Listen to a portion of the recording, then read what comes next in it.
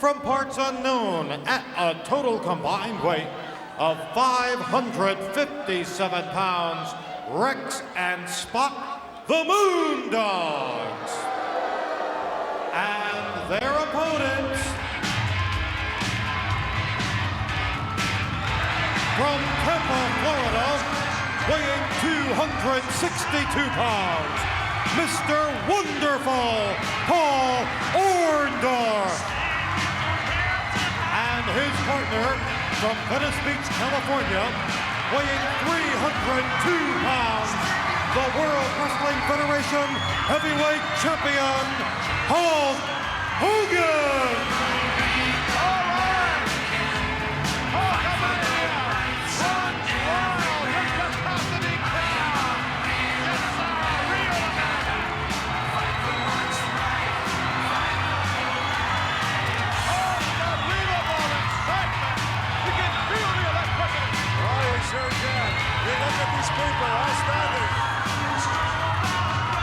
Everybody's up on their feet.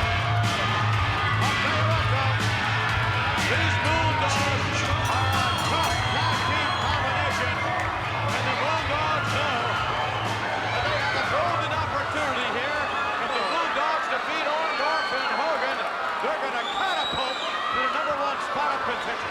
That's for sure, and they are tough. We know how tough the Moondogs are, but that's a big loss.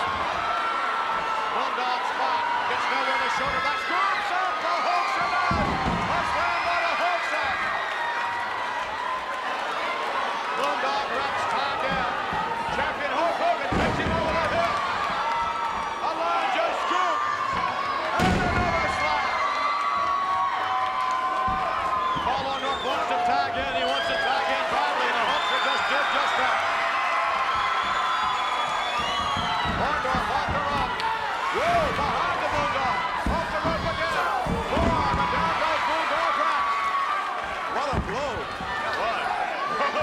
Orndoff with a slam on Moondog Rex. Looking to tag his partner down. Spot Moondog on drag. Take down by Paul Orndoff. Another one.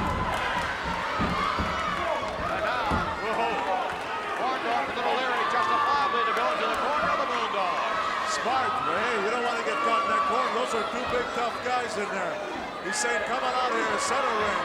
And here comes Rex. Yes, the larger of the two Moondogs. Moondog Rex with Paul Orndoff back to the corner. Goes downstairs. Tries to set him up. Yes, looks about Orndoff. Paul Orndoff, the one-man gang, and there's the moment. Hulk Hogan wanting to tag in. But meanwhile, the Spot who tagged Rex.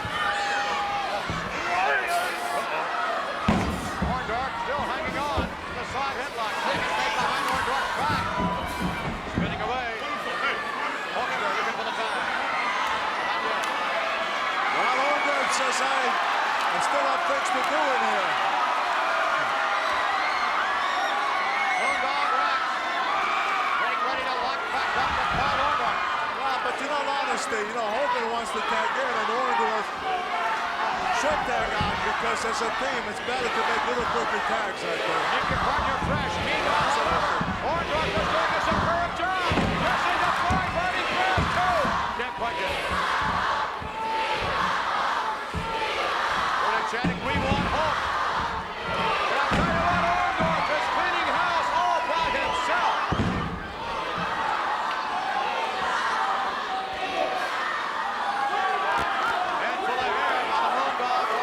Reaching way back, dropping back now.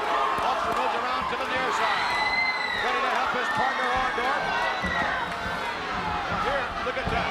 Orndoff goes from one Moondog to the other. Paul Orndoff. One-man gang. Off the rope. Shoulders like Orndoff. Off the rope again over Moondog. Rex right back in front of him. Collision. No, leapfrog. Uh-oh, they cut him right off. You see what they did there? Sure did. They sure did. And there was a spot there. That's what'll happen if you stay in there too long. They'll figure out your maneuvers. Well, that's what they want. Just did a big suplex. Now, yeah, tag out. I'm surprised Orndoff was in a bit of trouble. He is in a bit of trouble. Had the opportunity to tag the Hulkster. Now you see the Moondogs with their frequent tags. Well, right now Orndoff's in trouble. Oh, here it comes. Watch. Well, they're holding it back. Watch out. Moondog legs.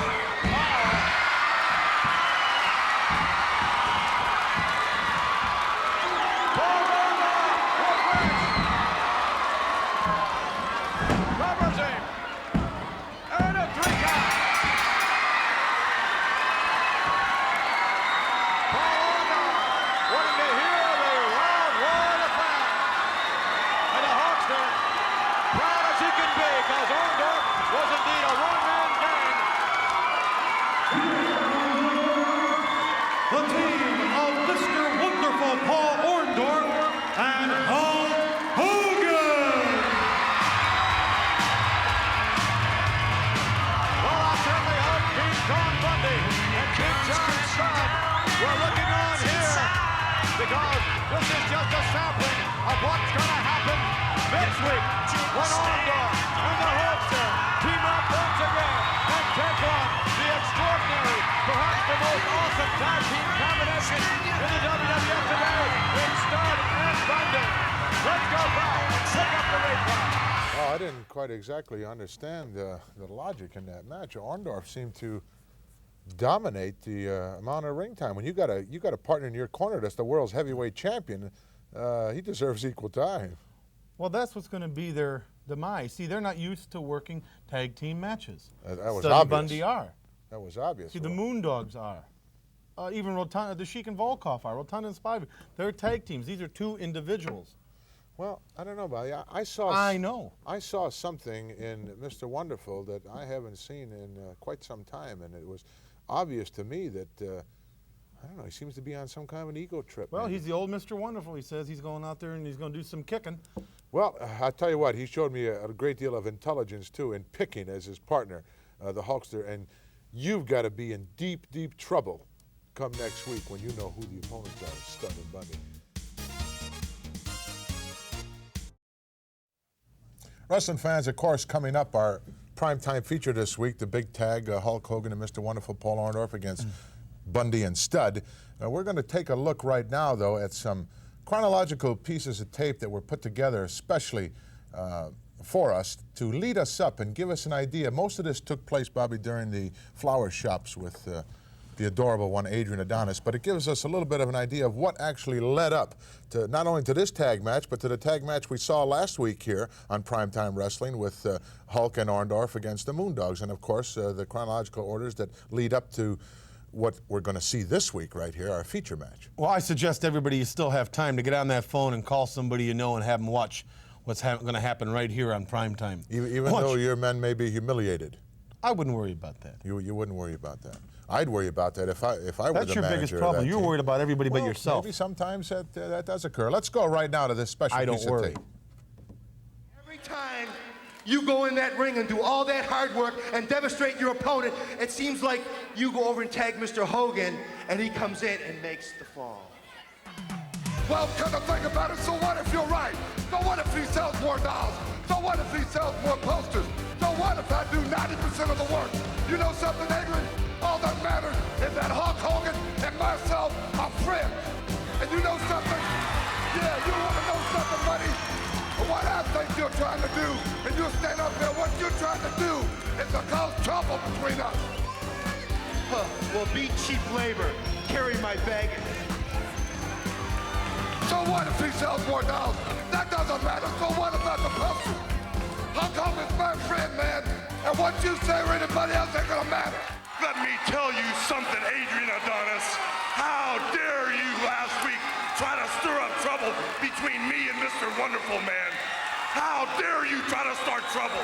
Let me tell you something, boy or girl or whatever. I've been waiting a long time to get my hands on you, man. Now I get more reason than ever, but your time's coming, man. Let me tell you something. Paul Orndoff is like a blood brother to me, man. We've been training day and night together. I've even gone to his house, eaten with his family. Cut over here. I've even broken bread with his family, boy.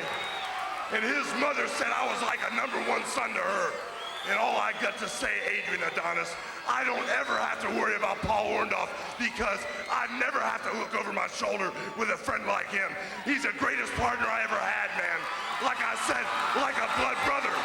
In the ring, you are the old Mr. Wonderful. Oh, yes. Oh, and you're so bad and tough when you're beating up a nobody. Beating up a nobody. But you're the old Mr. Wonderful. But let me explain some. I manage Stud and Bundy, who are the next heavyweight tag team champions of the world. And if you're so tough, Hulk Jr., if you're so bad, why don't you sign for a tag match next week against Stud and Bundy? But I got another idea. Why don't you get yourself a partner? And I'm talking about Hulk Hogan. Huh, Hulk Jr.? Let me tell you something right now, both of you. All I have to do is to get on the telephone and call Hulk Hogan, and he would be right here by my side. Matter of fact, I'm gonna call him right now. Tell him it's wonderful. Mr. Wonderful, Paul Orndoff. Go get him right now. I don't care what he's doing. I don't care if he's got 605 pounds on his back. You just go get him and tell him Mr. Wonderful wants to talk to him right now, immediately.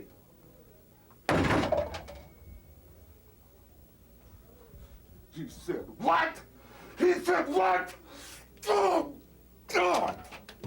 Well, unfortunately, no word yet from Paul Orndoff as to whether or not we're going to have that extraordinary tag team matchup. Of course, Paul Orndoff joining forces right here. Tell us you got it, man, because this is going to be a great moment in television, a great moment in wrestling. You and Hulk Hogan squaring off against Big John Studd and King Kong Bundy. Yeah, I've been trying to call him. I've been trying to call him 5 or 6 minutes. I've been on the phone. He won't come to the phone because he's working out. There ain't going to be a match. There ain't going to be nothing. Have you accepted the challenge? Yeah, we're ready. No! No! Well, confusion. No! There's been a change of plans. I have agreed to have a match with the Moondogs because I want the whole wrestling world out there to know how good we really are as a team. That's fine with me. That's right, baby. And then next week, we are going to get in the ring with Stud and Bundy, and we are going to annihilate them. But you know something? Most of all, I'm going to show the people out there what the old Mr. Wonderful is about. Hey, you know something? You know something? Yeah. The old Mr. Wonderful, I like that. And the surprise of the Moondogs first, then Stud and Bundy second. Yeah. That's fine with me. We'll wipe them all out. I'm sticking with you. We'll play by your rules. And Adonis, you troublemaker, you better stick your nose where it doesn't. You better stay out of our business. Well, obviously, plenty of things happening. You know, we saw the match, Bobby. We saw the match last week with the Moondogs. Mr. Wonderful was a completely different individual. He never let Hulk in the match for a minute. Well, I don't think Hulk wanted in the ring. What do you mean he Hulk's wanted? always coasted off everybody else's tails.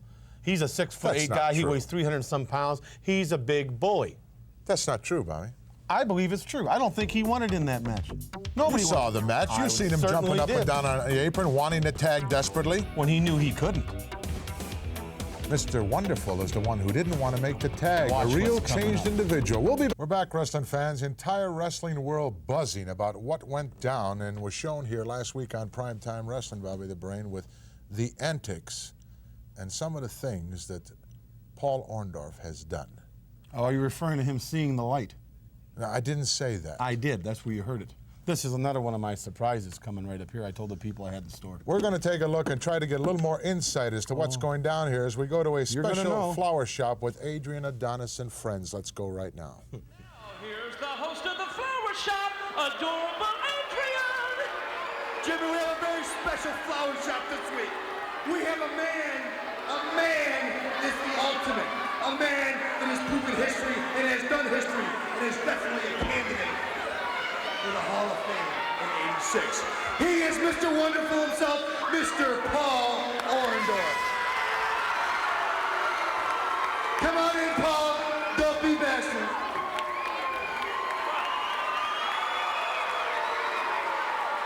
Ooh.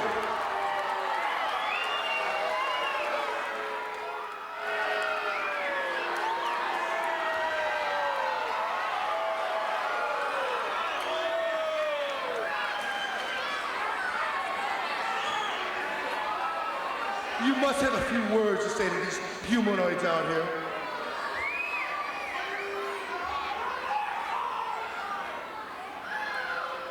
Shut up!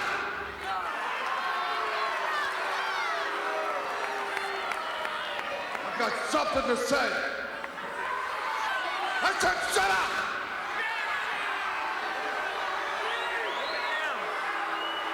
First of all, I want to introduce my new manager.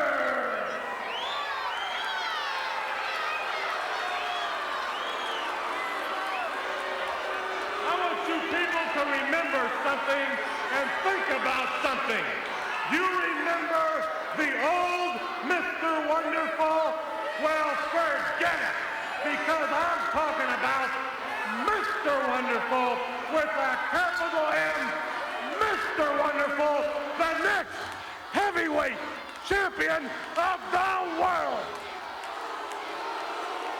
You have heard it right here on the Flower Shop, ladies and gentlemen, and all of you drive defensively and may the Lord be your companion.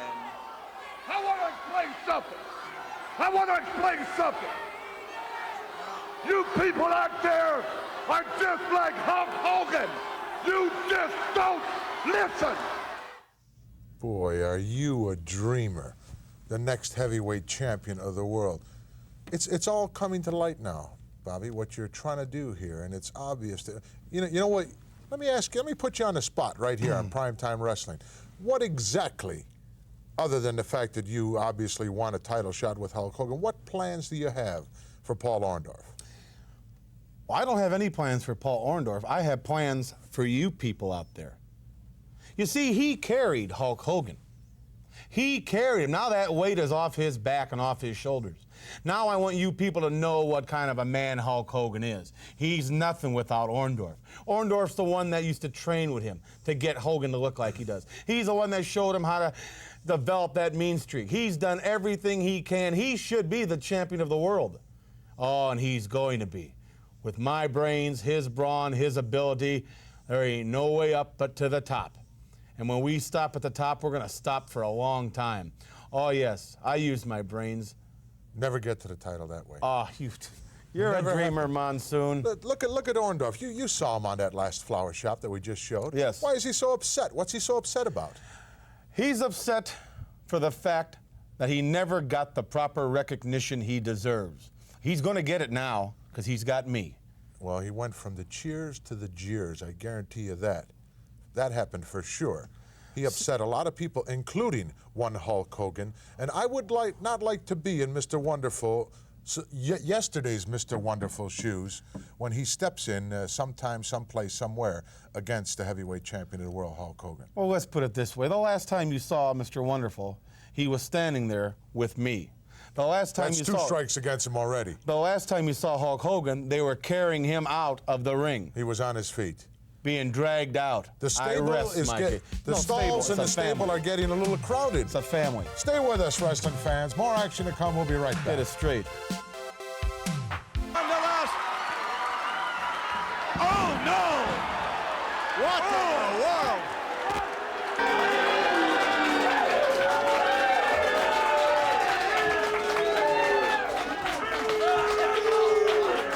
What in God's name is going on, Bobby Heenan?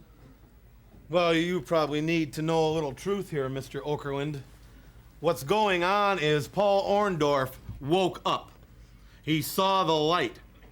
Weeks and weeks and months down the road, Hulk Hogan, the success he has is because of Paul Orndoff.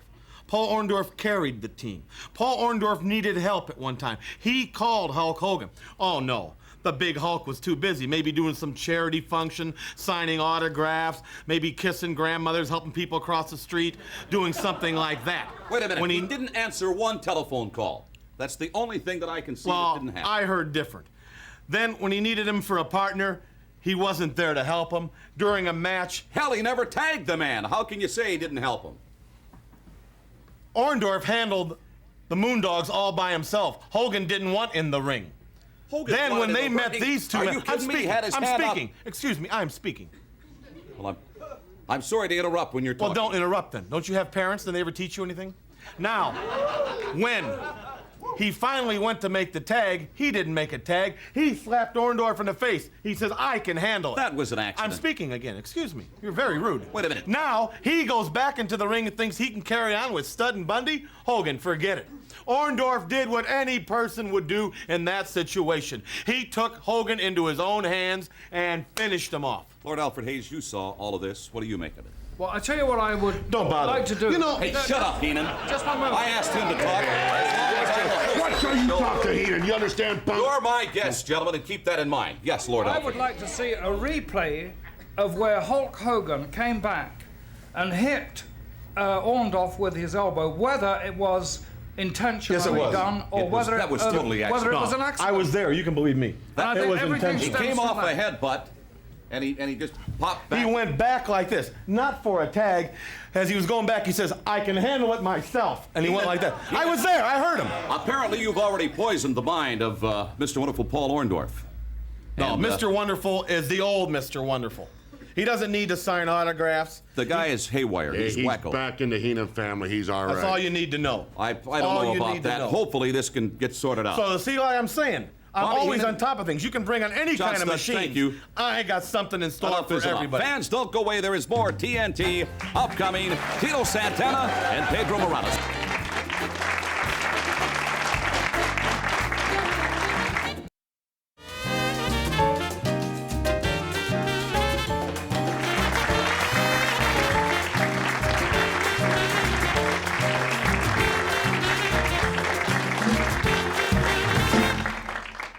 Very, very enjoyable trip, by the way. I just alluded to it momentarily that we had down in Phoenix, Steve Taylor and myself, about 2.5 weeks. Steve, how long was it? 2 days. 2 days. Funny, you keep forgetting that. Lord Alfred Hayes, perhaps one of the most despicable, disgusting things I have ever seen in all the years I've been covering this great sport for a decade and a half, occurred recently in front of a national television audience between heavyweight champion of the world Hulk Hogan and, of all people, his own partner, Paul Orndoff. Now, I thought that Orndoff had turned his life around and had become a decent sort of a person. Gene, he's a wrestler. He's a hard and fast wrestler, and he's a magnificent wrestler, too. Always bear that in mind. Okay, well, this entire thing led up to an explosion that took place, as we know, in the ring. We have assembled a chronology of sorts on how it all happened. Let's take a look at the action. Every time you go in that ring and do all that hard work and demonstrate your opponent, it seems like you go over and tag Mr. Hogan, and he comes in and makes the fall. Well, come to think about it, so what if you're right? So what if he sells more dolls? So what if he sells more posters? So what if I do 90% of the work? You know something, Adrian? All that matters is that Hulk Hogan and myself are friends. And you know something? Yeah, you want to know something, buddy? What I think you're trying to do, and you stand up here, what you're trying to do is to cause trouble between us. Huh. Well, be cheap labor. Carry my baggage. So what if he sells more dolls? That doesn't matter. So what about the poster? Hulk Hogan's my friend, man. And what you say or anybody else ain't gonna matter. Let me tell you something, Adrian Adonis.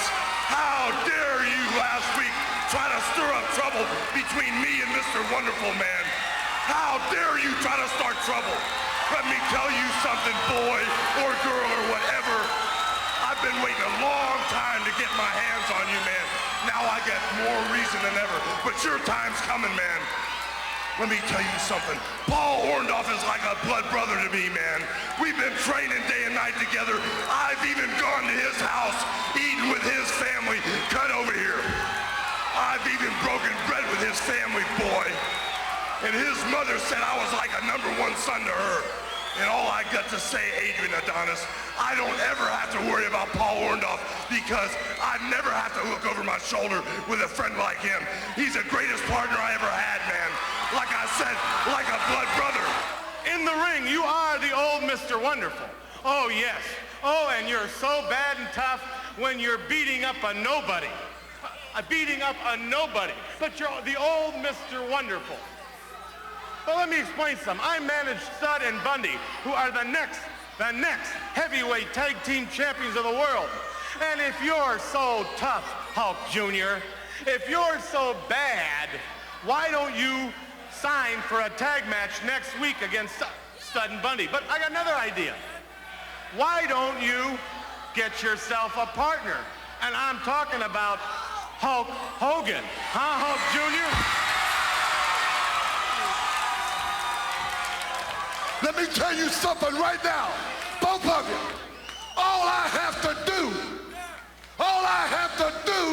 is to get on the telephone and call Hulk Hogan, and he would be right here by my side. Matter of fact, I'm gonna call him right now.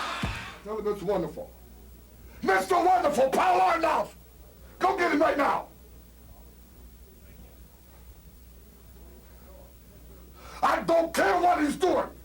I don't care if he's got 605 pounds on his back. You just go get him and tell him Mr. Wonderful wants to talk to him right now, immediately.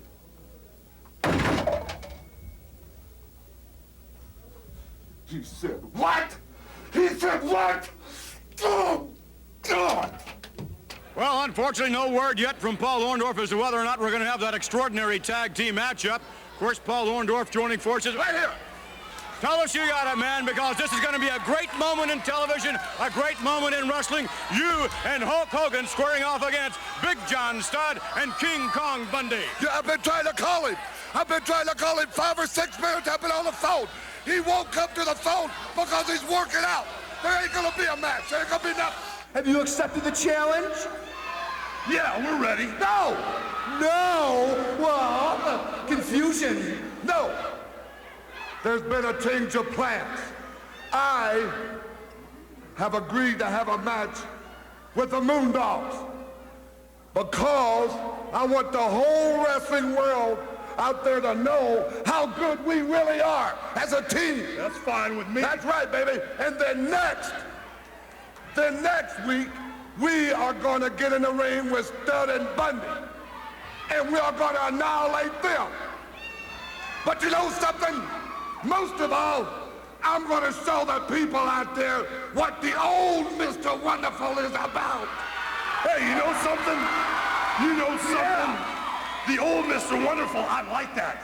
And the surprise of the Moondogs first, then Stud and Bundy second. Yeah. That's fine with me. We'll wipe them all out. I'm sticking with you. We'll play by your rules. And Adonis, you troublemaker, you better stick your nose where it doesn't. You better stay out of our business. Hulkster looking for the tag. Not yet. Well, Orndoff says I still have things to do in here.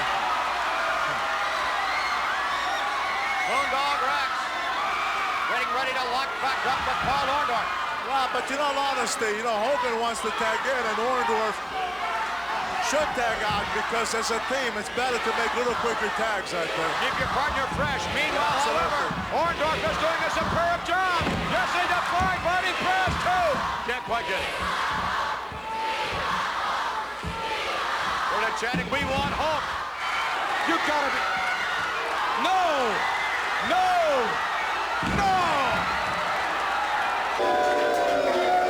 Lord Alfred Hayes, you know how close I am to the heavyweight champion Hulk Hogan. I was shocked, I was appalled, as were wrestling fans across the country and around the world when this happened. And with that, I'd like to introduce, if I can, the heavyweight champion of the world. Please welcome to TNT, Hulk Hogan.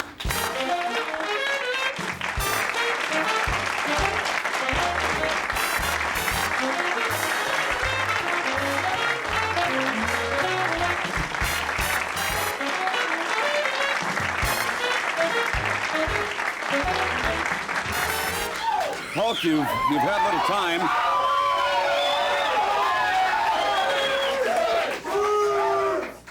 You've had a little time to try sort all of this out. I don't know if you have or not, but we will get into it in detail when TNT continues. Hulk Hogan, heavyweight champ, will be our guest, and we're going to be right back. Don't go away. Stand by.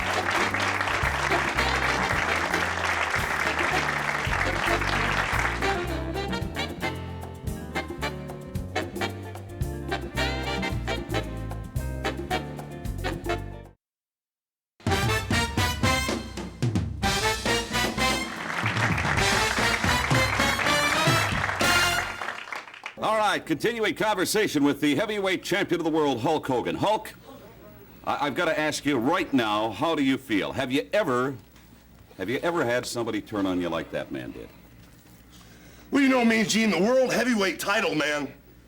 And all these Hulkamaniacs right here, the ones that are on my side, brother, that speaks for itself. You can't buy this, you know. And when I think about Mr. Wonderful, when I watched the tape, you know, the dude sold out, you know. He sold out real cheap. And when you're talking about taking cheap shots and shortcuts, I started thinking about it, Mean Gene. You know, Orndoff didn't sell me out, man. He sold out all these people, all the good people out here who are into this thing about straightening up their lives, you know. Maybe people say Hulk Hogan's full of a bunch of gaga. A lot of people out there who are still on Mr. Wonderful's side. The people that don't want to work, the people with the skinny little arms, the people that don't want to take care of their bodies, man. Maybe those kind of people are on his side. He can have them, man. Because I already seen what they're made of. I don't need none of that. But the people that are the Hulkamaniacs, you know, those are the ones I feel sorry for, Mean Gene. Orndoff sold them out. Because my big mouth, I said, yeah, Mr. Wonderful's cool. Listen to the dude. He trains. Follow his training. He says his prayers, man. Get into where his head's at. And watch him as a role model. Watch how he treats the little Hulksters. But, you know, he sold those people out. Orndoff hit me, Mean Gene, with his best shot. You saw it on TV. I had my brains beat out by Stud and Bundy. Orndoff set me up, patted me on the chest, said, you'll be all right, big dude. Raised my arm. Then he gave me his best shot. And just like I said, Mean Gene, he can't beat me. He can't beat Hulkamania. But he let these people down. And you know, now that we're in Baltimore, the Washington area, I was thinking today, Orndoff and his people are just like these spies of the United States. The ones that don't want to work. The ones that sell this country out, man, for money, diamonds, or gold. The ones that don't care nothing about family or friends. Orndoff is just like those spies, man, we got in the United States today. No, we don't need that, brother. We don't need no electric chair, man. We don't need no 2 life, 199-year sentence, Mean Gene, awful Alfred. All we need to do, round these dudes up, man. Get all my Hulkamaniacs around the ring to watch my back, seeing how that's all I got left. And then let me have Mr. Wonderful and all those spies. I could get off on that. All right. Well stated, champ. I don't know what led up to all of this. Truly, I think that at one particular point in time that Orndoff actually felt that he was being ignored by you. And I don't see that. Well, you know what it is, Mean Gene? It's patience, man. You know, you gotta have patience to get the things you want in life. Maybe some of these dudes out here aren't quite as big as they want to be. Maybe they don't have the job they want. But the United States of America is a different kind of country. If you want something bad enough, if you train, if you say your prayers, if you eat your vitamins, man, sooner or later you're gonna get what you want. I don't care what it is if you get your head right. And Orndoff promised me, man, he stuck his hand out, shook my hand, but you know, there's a thin film of sweat between our palms that separated his greed and jealousy from our friendship. And he promised me when we were shaking hands that he'd never sell out, that he'd never take a shortcut. Well, if that's where your head is at, man, taking shortcuts, just get off my back and face me, if you're man enough. Orndoff, Mr. Wonderful, all your friends. But if you want to work hard, man, to get what you want, I can respect that. All you got to do is have patience, Mean Gene, and you can get it. All right, you've told it to the public, Hulk Hogan. I'm very curious. Matchmakers... You can't buy this, brother. You got to beat me for it. Matchmakers and promoters in the World Wrestling Federation. Have you approached them on your request? Yeah, I've approached them. I've approached a lot of matchmakers. I've had the promoters calling me. You know, the WWF has a championship committee. And they say, well, maybe this match should be in Madison Square Garden. Maybe it should be in the Philadelphia Spectrum. Maybe it should be in the Civic Center in Baltimore. Yeah, that's right, baby doll.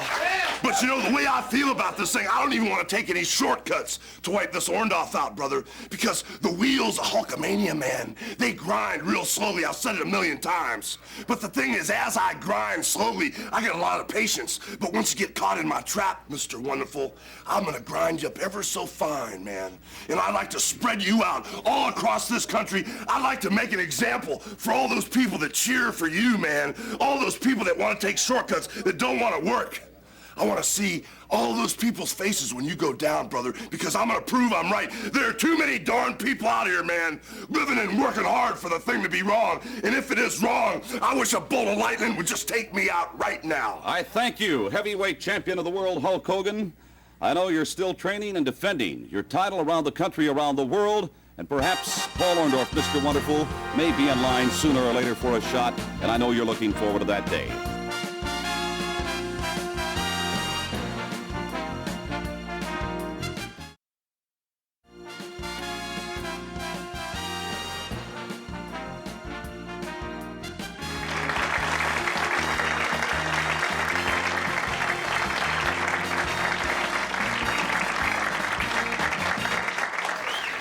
Hulk Hogan, you took me to the combat zone. I was a friend at that time of yours. I am a friend of yours today, and I personally really am offended by the actions of Paul Orndoff. You had some thoughts, Alfred. I did, Gene, like everybody else, like millions of other people. I've watched all the events that have led up to this, and I'd like to ask the world champion, do you really think in your heart, or know in your heart, that you've got the right man, Paul Orndoff? Is that the right one you should be persecuting right now?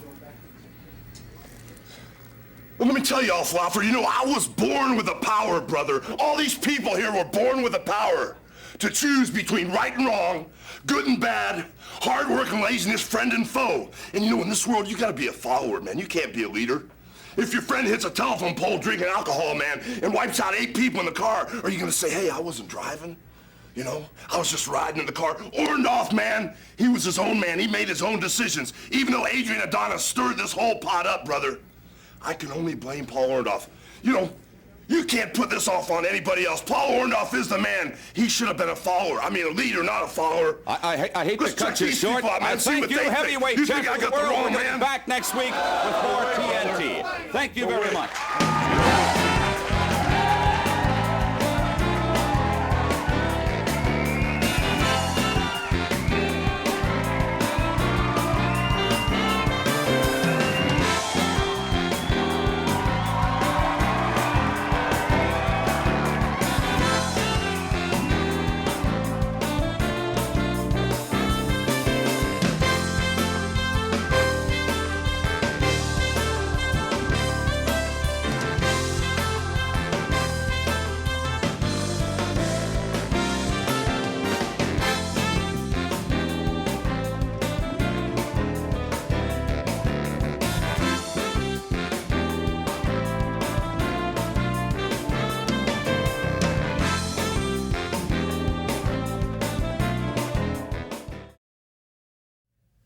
Well, we're back, wrestling fans, and it's time this week here on Primetime Wrestling to go to the world's. What are you looking that way I'm for? waiting to see it. No, it's going to be up here, Bobby. Why don't you let's get your roll act together? Take it easy, boy. You're very bent out of shape about this whole thing. No, I'm not bent out of shape about anything. I'm here to just see what he has to say. Bobby the Brain Heenan obviously bent out of shape. So without any further ado, let's go to Vince McMahon and the world's heavyweight champion, Hulk Hogan. Folks, before you start hanging and banging, I wonder if you could reflect upon the recent turn of events here in the WWF with you and Paul Orndoff. Reflect? Oh, yeah, reflect. Yeah, man, I can reflect. All the good times we had together, the times we trained day in and out, pushed ourselves to the limit. You know, Paul Orndoff, I even can remember our families, brother, breaking bread together, Thanksgiving especially. And yeah, man, I can reflect and remember the oath, man, the oath you and I made, dude, to take it all the way to the top. And if for some reason we fell off track, we swore as blood brothers we'd go down together, man. Yeah, I can see it all now. I can remember.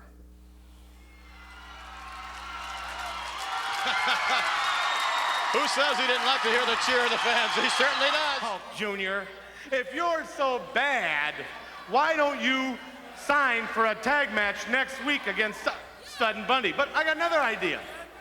why don't you get yourself a partner?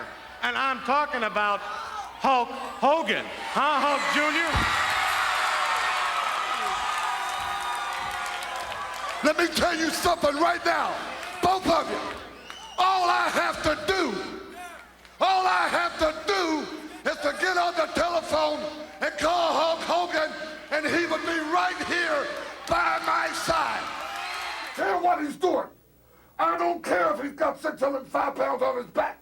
You just go get him and tell him Mr. Wonderful wants to talk to him right now, immediately. Yeah, I've heard Orndoff wired before, but nothing like he was when he reached me at the gym. You know, he sounded unreasonable, almost incoherent. But you know, when he asked me to stand behind him against Bundy and Stud, I said, Paul, I'll be there all the way. Yeah, we're ready. No! Well, confusion. No. There's been a change of plans. I have agreed to have a match with the Moondogs. Hulkster looking for the tag. Not yet. Well, Orndoff says I still have things to do in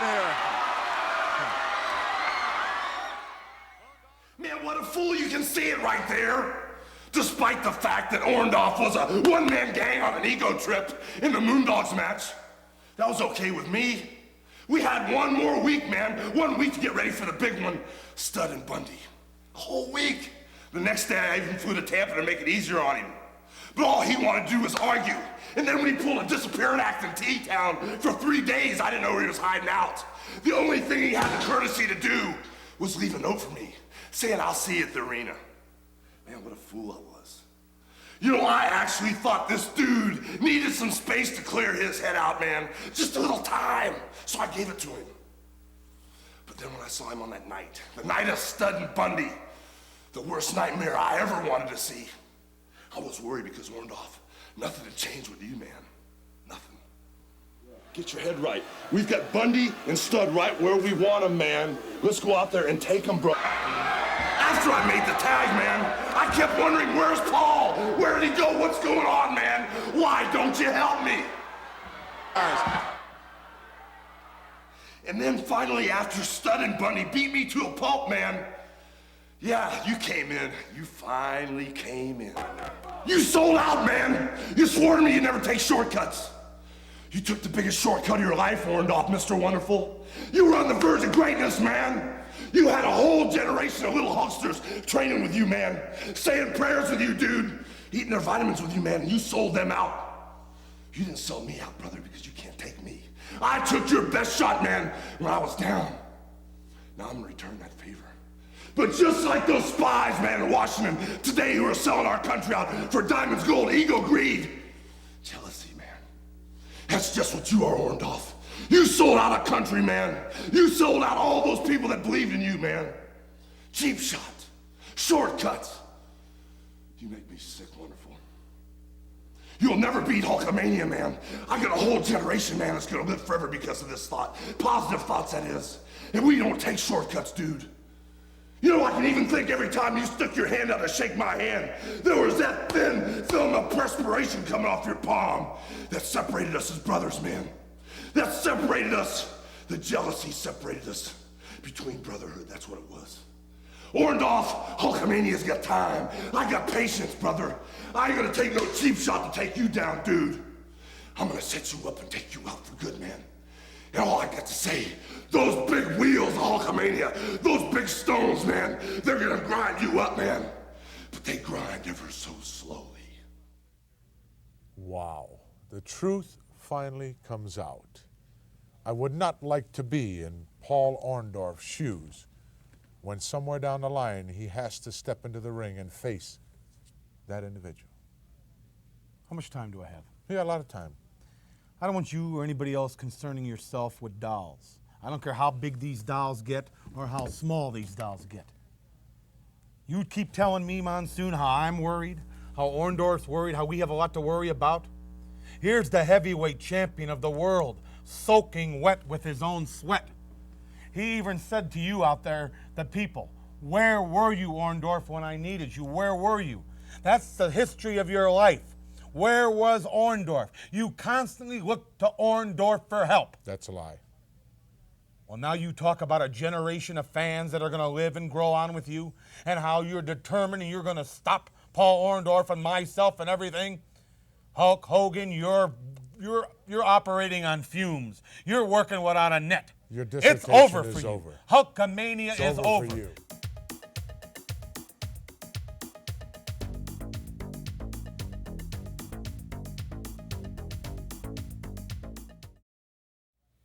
Well, wrestling fans, that wraps up another week here on Primetime Wrestling. As you can see by the empty chair sitting beside me, the brain has decided not to stick around for the end of the program. But, you know, if you go out there and you go through life and you tell the truth, then you can stay and face anything that comes down the road. But just like Paul Orndoff, Bobby the Brain Heenan leaves a lot to be desired in that respect. And once again, I reiterate that the world's heavyweight champion, Hulk Hogan, and the multitude of fans and the multitude of people and the youth of America today that looks up to this great role model for these great United States, he's going to have a field day when he steps into the ring with the Benedict Arnold of the professional wrestling world, Paul Orndoff. Maybe the Brain will be back next week, maybe he won't. Until then, Gorilla Monsoon saying so long, everybody. With the latest from the World Wrestling Federation, here's Gene Okerlund. The devastating pile driver executed on heavyweight champion Hulk Hogan in front of a national television audience by Mr. Wonderful Paul Orndoff has wrestling fans and wrestlers alike shaking their confused heads, including Hulk Hogan himself. You know, I was born with a power, man. Evil from good, happy from sad, friends from enemies. We all had it, man. Even you, Wonderful. But you sold out, dude. Diamonds, gold, money, greed, jealousy, all of the above. You sold out, man. But you never sold out on me, brother, because you can't beat me. You can't beat Hulkamania, positive thoughts, positive deeds. You sold out all those little hucksters. All the ones that worshiped you, Orndoff. The ones that were training with you, saying their prayers with you, eating their vitamins with you. Those are the ones you sold out, just like the spies in our nation's capital, man. But I got a way of dealing with people like you. I make walls into little teeny doors. I make mountains into molehills. And we don't need no electric chair for you, Orndoff.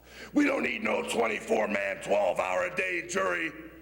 All we need is to throw you in the ring with Hulkamania, brother. The 24-inch pythons, my psych, and all those Hulkamaniacs. What you gonna do, Mr. Wonderful, when Hulkamania runs wild on you? Can you blame the champion for being upset?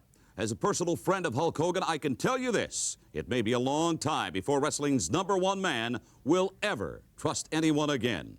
I guarantee you Mr. Wonderful is in for some long days and possibly nights in the near future. For Update, I'm Gene Okerlund. You got to be more concerned with another man recently established and into your family, and that is one Paul Orndoff. He's got to be not sleeping too well at night. Oh, he's sleeping fine. He's doubt getting it, 8-10 Bobby. hours a night. Hogan's the one that's soaking wet with his own sweat. He's the one that's worried about Paul Orndoff. He's talking about how he let the little Hulksters down. How Hulkamania is alive and still going. Hulkamania is just about over with. We're going to just put a couple more nails in that box, and there's going to be a new world champion. Just like you, Bobby. Maybe he bit off more than he could chew. You were very happy this week. You're thrilled about being here. You think I don't know what's going down here on my own program, Are don't you? you kidding? Monsoon, when you get up, I've been up. You And when think go I to don't bed- know what's on the back of your jacket? Oh, I know what's on the back of my jacket. Well, so do I, and So all do the I. thousands of wrestling fans out there. And exactly what it says, that's what it is. That's me. It exemplifies exactly what you are to the entire wrestling world. Well, thank sure. you for admitting it. Well, I'm once, glad. I got my point across. Well, I'm see, just thrilled you got to about it. get up pretty early in the morning to outsmart the brain. You're absolutely right. You're just something else.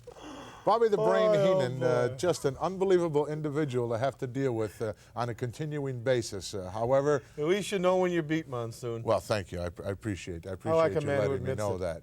Right now, wrestling fans, it's time to say so long for Primetime Wrestling. Gorilla Monsoon for Bobby O, No. saying so long. No, that's burial. Rowdy Piper. I don't know why you can- Roddy even... Well, maybe that's Jack Tunney. Maybe. Bobby Heenan. We'll find out. Mr. Wonderful, how you doing? Oh, yeah. Same old trouble. Sure, be glad to. Be glad to. Yeah, you do it. It's for you. Benedict? Yes. Now you're going to see him put in his place. Yes. I'm not going to You sit what? out here anymore and be talked to like this by You what? anybody. You are very rudely mistaken. You are in for a very, very rude awakening. You're going to do what? No way, shape, or form will you ever do that, my friend. Highly unlikely. Personally, I don't give a damn about you or the brain. Ah, jeez. We certainly don't need any phone calls like that from anyone, including the Benedict Arnold of the wrestling world. Stay with us, wrestling fans. We'll be right back.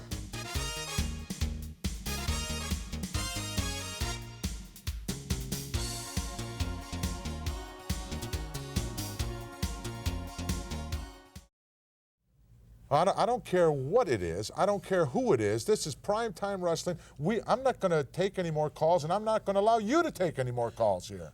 I'm going to take all the calls I want. Highly unlikely. Highly unlikely, nothing. Highly unlikely. I've got an investment in this man. I'm trying to get through to Jack Tunney. I'm trying to handle things properly. I would have taken a call from Jack Tunney. I'm not going to take a call from Benedict Arnold. Well, then you smashed my hand with the phone. If he was here, or Bundy was here, or Stud was here, or Harley Race and was here, SD you wouldn't Jones get in away with action. this stuff. Let's go down to ringside.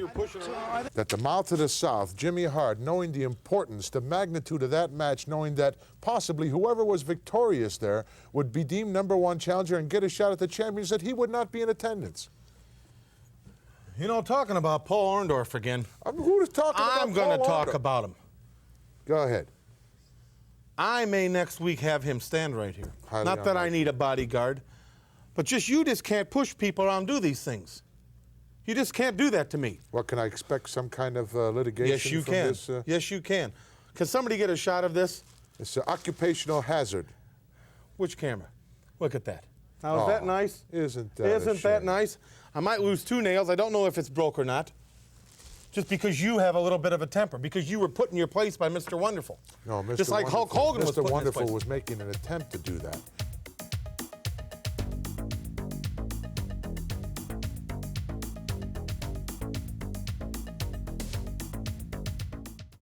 You're going to have to do this whole thing. Wow, this is unbelievable. Look at you, got water coming from everywhere. There's water, don't you? Bobby the Brain Heenan I doesn't can't have help enough brains to put ice in a bag that doesn't have any How holes do I know in this it? would be a primetime bag? Oh, Let me tell you something. Last week I was out here.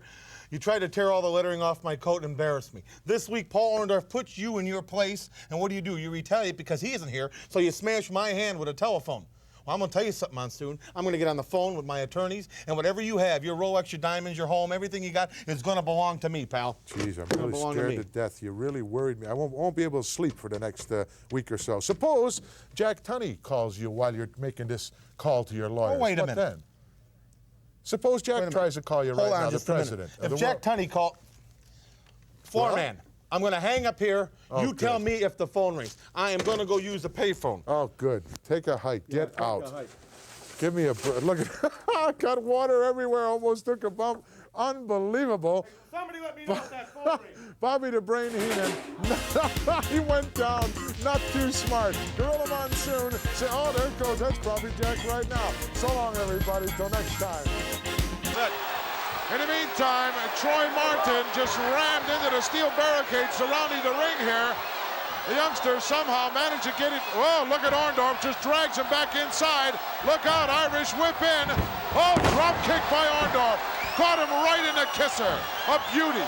That was the move of a great athlete. The man is a superstar athlete without a shadow of doubt. A great amateur background in high school, a great amateur background in college. But why tactics like this? Nobody ever questioned his ability inside the ring as far as wrestling was concerned, Ernie. We only questioned his integrity and the way that he literally sold out the world's champion Hulk Hogan. Without a doubt. Look at the rebellions of the fans, too. Uh-oh, look out. Pile driver coming up. Could terminate the career of this youngster, Troy. Oh, look at that. Imagine ramming those cervical vertebrae down into the neck like that. This one is history, and that youngster may need help. Need more than that. I need a stretcher. Look at the smile on his face. See, I told you. Let's get the official word. Your winner, Mr. Wonderful Paul Orndorff. Paul Orndoff looking for the accolades, but not getting too many from this capacity crowd here this week. And now giving, look at who does that better than that, and that's the world champion, Hulk Hogan. Let's go back and take a look at that tremendous pile driver, as only Paul Orndoff knows how to apply it. Without a shadow of a doubt, any young man that has a future in this business, his future just ended right there. Look how his neck went down into his shoulders, and what a spring up to that is. And look at the content on Paul Orndoff's face. That is a vicious, vicious man. Without a shadow of a doubt, he's quite pleased with a vicious move like that. Paul Orndoff victorious. Right now we're going to go to the special snake pit with a headhunter, Kamala. Well, thank you, Gorilla, and of course, Bobby the Brain Heenan. And Gorilla, something very unusual today on Primetime, in that Mr. Wonderful Paul Orndoff contacted me and asked to be a guest on today's Primetime, and I would imagine, Mr. Wonderful, evidently something on your mind. Well, thank you, Ken. You better believe something's on my mind. Let me tell you something right now, Monsoon, and I mean you better listen to every word I'm saying. Don't you ever, and I mean ever, hang up the telephone on me. Nobody does that and gets away with it. I'm sick and tired of you, Monsoon, getting up here and lying to all those people. Well, it's very obvious that you're on Hulk Hogan's side. You got a chip on your shoulder, too. You're jealous because I am the best thing in the WWF. You're jealous just like everybody else out there. Well, you better listen, and you better listen good. And I'll tell you something else. I think you deliberately slammed that telephone down on Bobby Heenan's fingers. Oh, he wouldn't do that. Yes, he would. He deliberately did it. And I ain't through with that neither, Monsoon. You know, like I said, the last person that did that, I left him laying right in the middle of the ring. And I'm talking about you, Hulk Hogan. And if you don't watch your step, Monsoon, you might be in the middle of that ring lying on your back, too, because you're not too big that I can't do it. And Hogan, before this is all over and done with, you know, and I know, and you know, and everybody else out there knows that I am going to be the next world's heavyweight champion. And I'm not ashamed at what I've done to Hulk Hogan. People call it indespicable. You call it what you want. I call it gaining self-respect. Obviously, the old Mr. Wonderful indeed. We'll be back with more Primetime right after this. Obvious. Warped brain. His brain is warped. You've really destroyed that. I believe an apology is due. From him, yeah, No, definitely. from you. From me. To Mr. Wonderful and myself. I'll accept it right now in front of these people. break.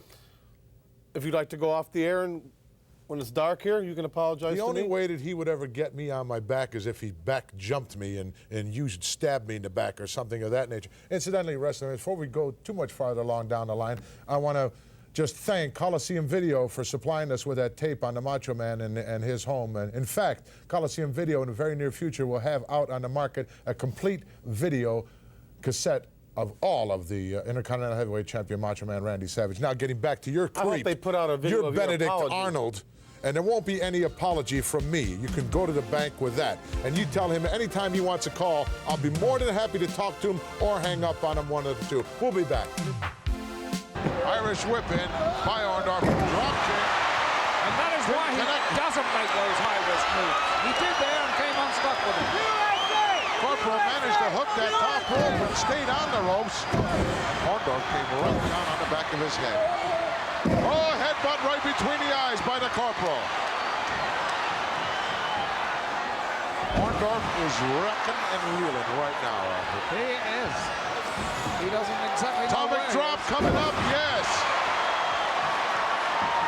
In fact, Orndoff is really hurt. Big roundhouse right by the Corporal. Where's he going? That's not one of his It is fortes not to his be up territory. there. What is he doing? Those boots are so deadly. That is not his He's used to jumping out of planes, but I don't know what he's doing in here. Now, oh, look at this. Orndoff ducked right underneath that leap. Corporal came down, guts first. And look at this. Heenan saying, give him the pile driver. And Orndoff right over there in a hurry. He's not going to waste time on Uh-oh, here it comes. High vertical position. Good night. What a power driver. Good night. Get the shower ready. This one's history. One mistake on the part of the corporal, and that's all she wrote. Fantastic victory for Mr. Wonderful. Gonna have a super king-size headache. Corporal Kirshner, as he is the recipient of the patented power driver. Here is your winner, Mr. Wonderful, Paul Orndorff. The dog getting down! If I could expostulate just I don't think even the world champion Hulk Hogan himself would have got up after that. Let's go back, if we can, and take a look at the outstanding pile driver. As that man right there, Paul Orndorff, decides to put away after making a mistake young Corporal Kirshner. And imagine the impact. He not only drops him out, but watch out how he goes off.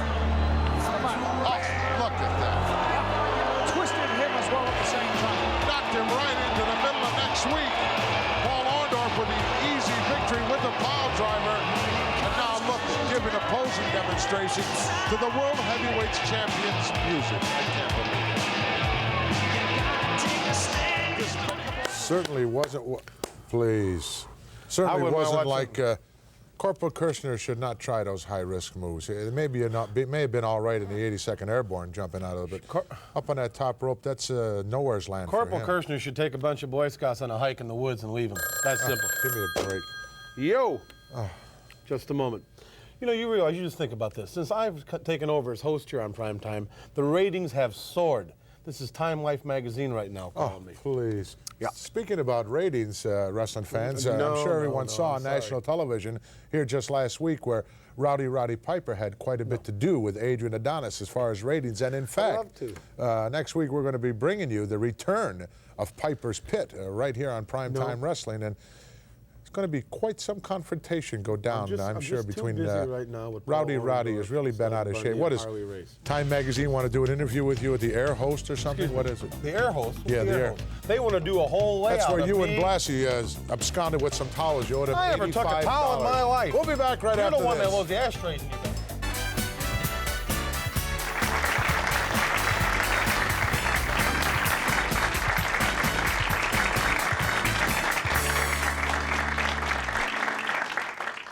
I happened to spend 10 days down in Houston recently, and they're really talking about this gentleman.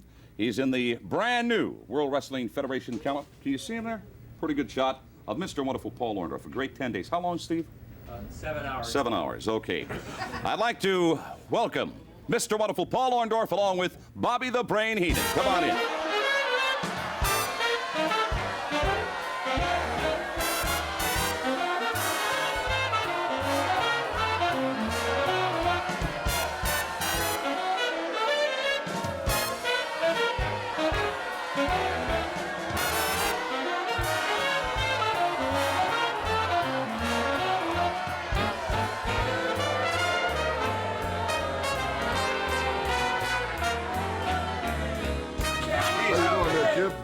How you doing? All right. Fine, thank you.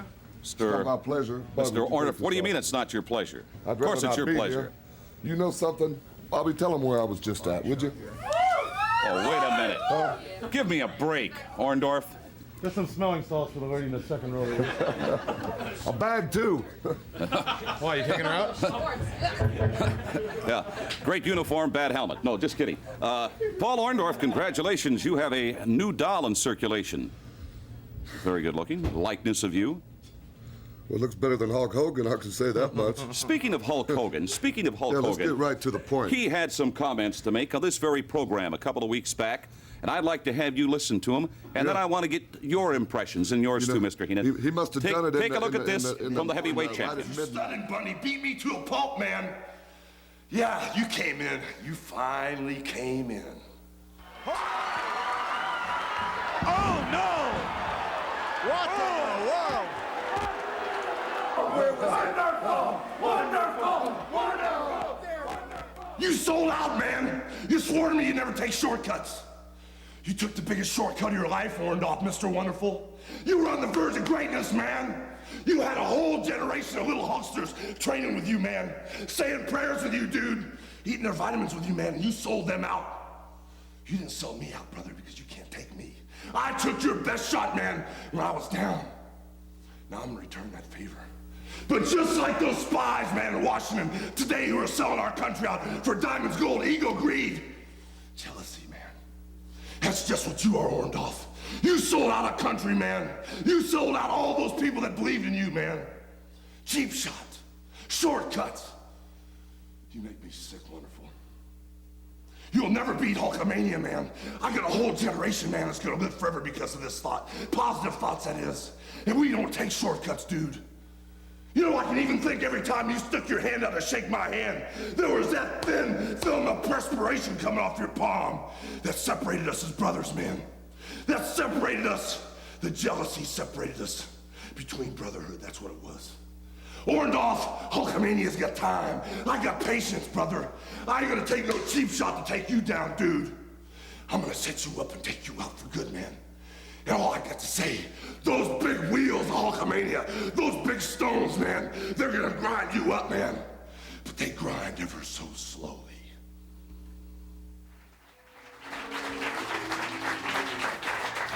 Paul Orndoff, what you did to Hulk Hogan in front of a national that's the equivalent of a sucker punch. Would you not agree, Lord Alfred? Well, he's the world's biggest sucker. Why not? You know something? You call it a despicable act. It's the worst thing you could possibly do. Well, I call it gaining self-respect. You know, if Hulk Hogan was the man that everybody thinks that he is, when I needed him, where was he at? He wasn't nowhere near the damn telephone, man.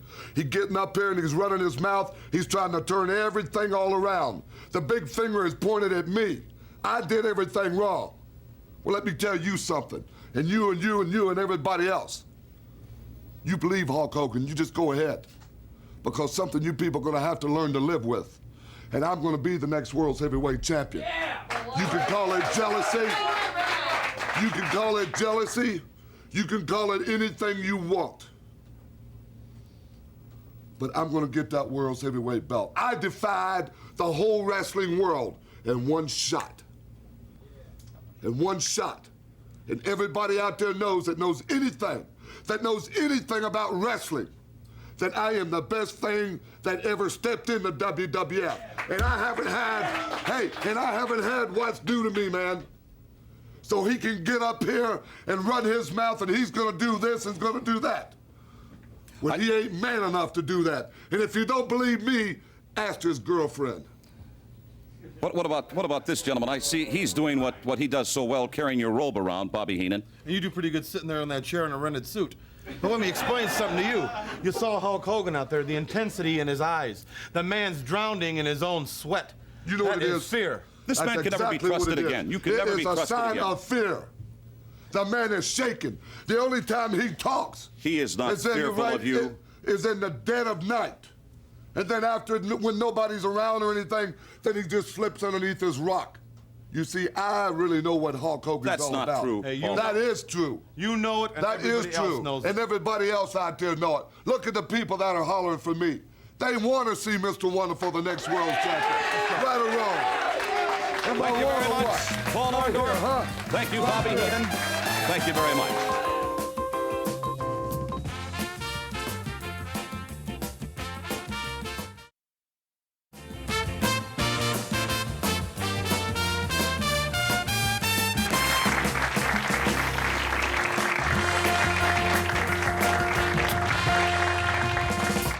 I want to say one thing, Lord Alfred Hayes. I don't know if Bobby Heenan and Mr. Wonderful Paul Orndoff think I just got off the turnip truck. I don't know who they're kidding.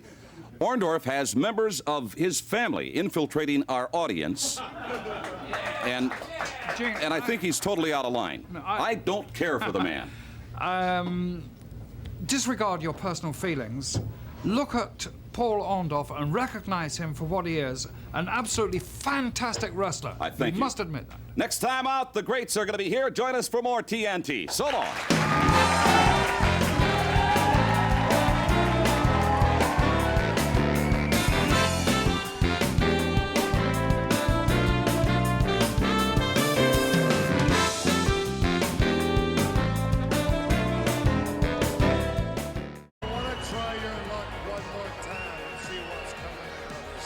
mine. You know, everybody in the world has opinions. Opinions are what you think. Reputations are based on what you think, not results. But this week, I have a man that I feel simply is truly wonderful.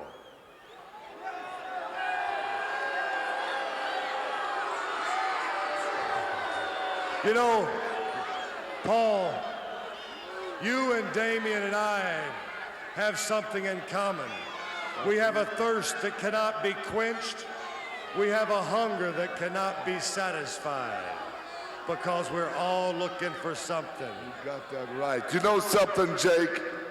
When I used to take Hulk Hogan to the gym and he was laying down on that bench press and I used to look into his eyes, I saw that Hulk Hogan wanted to be something that he really couldn't be.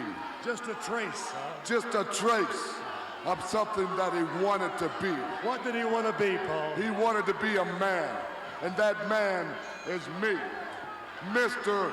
Wonderful. Oh, check this out, my man. Huh? Hulk Hogan, eat your heart out. This man,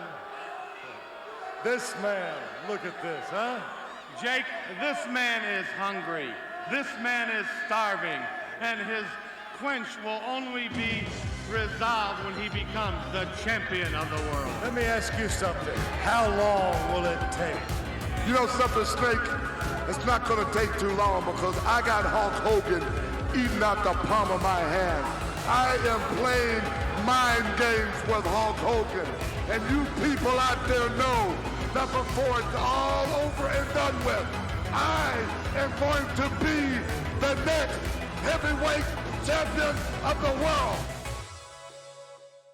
I don't think any incident that has taken place in the past few months in the World Wrestling Federation has been talked about more than what took place right here on television between the heavyweight champion Hulk Hogan and Mr. Wonderful Paul Orndorff, now a member of Bobby the Brain Heenan's family, and one can only surmise how big a part you, Bobby Heenan, had in the entire affair. Let me ask you something in video breath. What is running wild? What can't be stopped? Hulkamania. Oh, see, you've been living in the cellar too long. What is running wild and what is the most important thing in the world today is Mr. Wonderful Mania. See, Hulk Hogan is over with. He's ripped his T-shirts.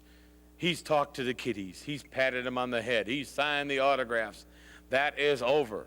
There is only one thing that exists today in wrestling, and that is this gentleman here. You're the next world's heavyweight champion. You people out there might as well get used to the fact that I'm going to be the next heavyweight champion of the world. I've tried to tell you people all along that Hulk Hogan does nothing else but uses people. But that's what makes me different, you see. I nipped it at the bud. I knew exactly where he was coming from. You know, Bobby, I can remember times where I used to take Hulk Hogan to the gym. I can remember him lying down on that bench with 500 pounds on his chest and me bent over him, lifting it off his body like this. Well, all along he thought that he was doing the 500 pounds, but actually I was doing 400 pounds of it. And then I could look into his eyes as I was bent over him, and then I could see traces of something that he wanted to be. And what he wanted to be was me, Mr. Wonderful, the man that defied the whole wrestling world, the man that left Hulk Hogan laying in the middle of the ring, the man that could have beat him then. But there again, like I say, I'm more of a man than that, Hogan. I didn't do it, you see. I'm going to give you another chance. Wherever it may be, I'm going to give you another chance to go out there and prove yourself to the people, because you have gone as far as using my music, the music I had wrote for me, the ripping of the T-shirts, all of those things I gave him. And even the people out there, when he does this, they're not screaming for Hulk Hogan, they're screaming for Mr. Wonderful. Right here, the man that tells it just like it is. And when we step into the ring, Hogan, you just think about what I did to you. and I'm going to do it 3 times over. Except this time, you're not going to be able to be carried out of the ring. They're going to have to bring a truck in and put you in a body cast. That's what it's all about. That belt's going to be mine. The following bout is scheduled for one fall. Introducing from New Orleans, Louisiana, weighing 248 pounds, Luscious Brown. Soon to be entering the ring area, accompanied by his manager, Bobby the Brain Heenan, from Tampa, Florida, at 252 pounds, Mr. Wonderful, Paul Orndoff. There he comes, Paul Orndoff, the Benedict Arnold of the wrestling world, led down by Bobby the Brain Heenan. In fact, we asked the Brain just a little while ago, is Mr. Wonderful really wonderful? I can't believe it. You want to know why Mr. Wonderful is Mr. Wonderful? It's simple. All you got to do is take a look at him. Watch him in the ring. Watch him walk. Watch him dress. Watch him become the champion of the world, and watch him be managed by Bobby the Brain Heenan. That's Mr. Wonderful. A cheap shot here. Look out. Orndoff not wasting time. Coming right out after him. Look out. Oh, clotheslined him right on the steel railing surrounding the ring here. And Orndoff putting it back into that ringer. He'll be counted out. A little high five from the Brain, but those are rather unorthodox tactics. Well, I'd say that Mr. Lucius Brown, he's sort of feeling the mojo workout on his back, prostrate gland out. Lucius Brown not mounting any offense yet so far this match, and if he doesn't pretty soon, this one will be history. Orndoff with a beautiful clothesline. The referee, of course, has at his discretion any time he can award. Oh, look out, Brain, where you going? The Brain is obviously telling Orndoff, put the pile driver on him. Look out, here it comes, stuffed the head between the legs. Sell the farm, Lusher. Goodbye. Hey, sell that, Daddy-o, sell that farm. Holy Moses, what a shot. Brown took this one. Cuatro, cinco, seis, siete. You can count to 500, baby. Paul Orndoff, you've got yourself a victory. That's what you hear. Let's get the official word. Here is your winner, Mr. Wonderful, Paul Orndoff. Mr. Wonderful, not in my book. Paul Orndoff victorious here this week in the World Wrestling Federation, and he's looking for that recognition.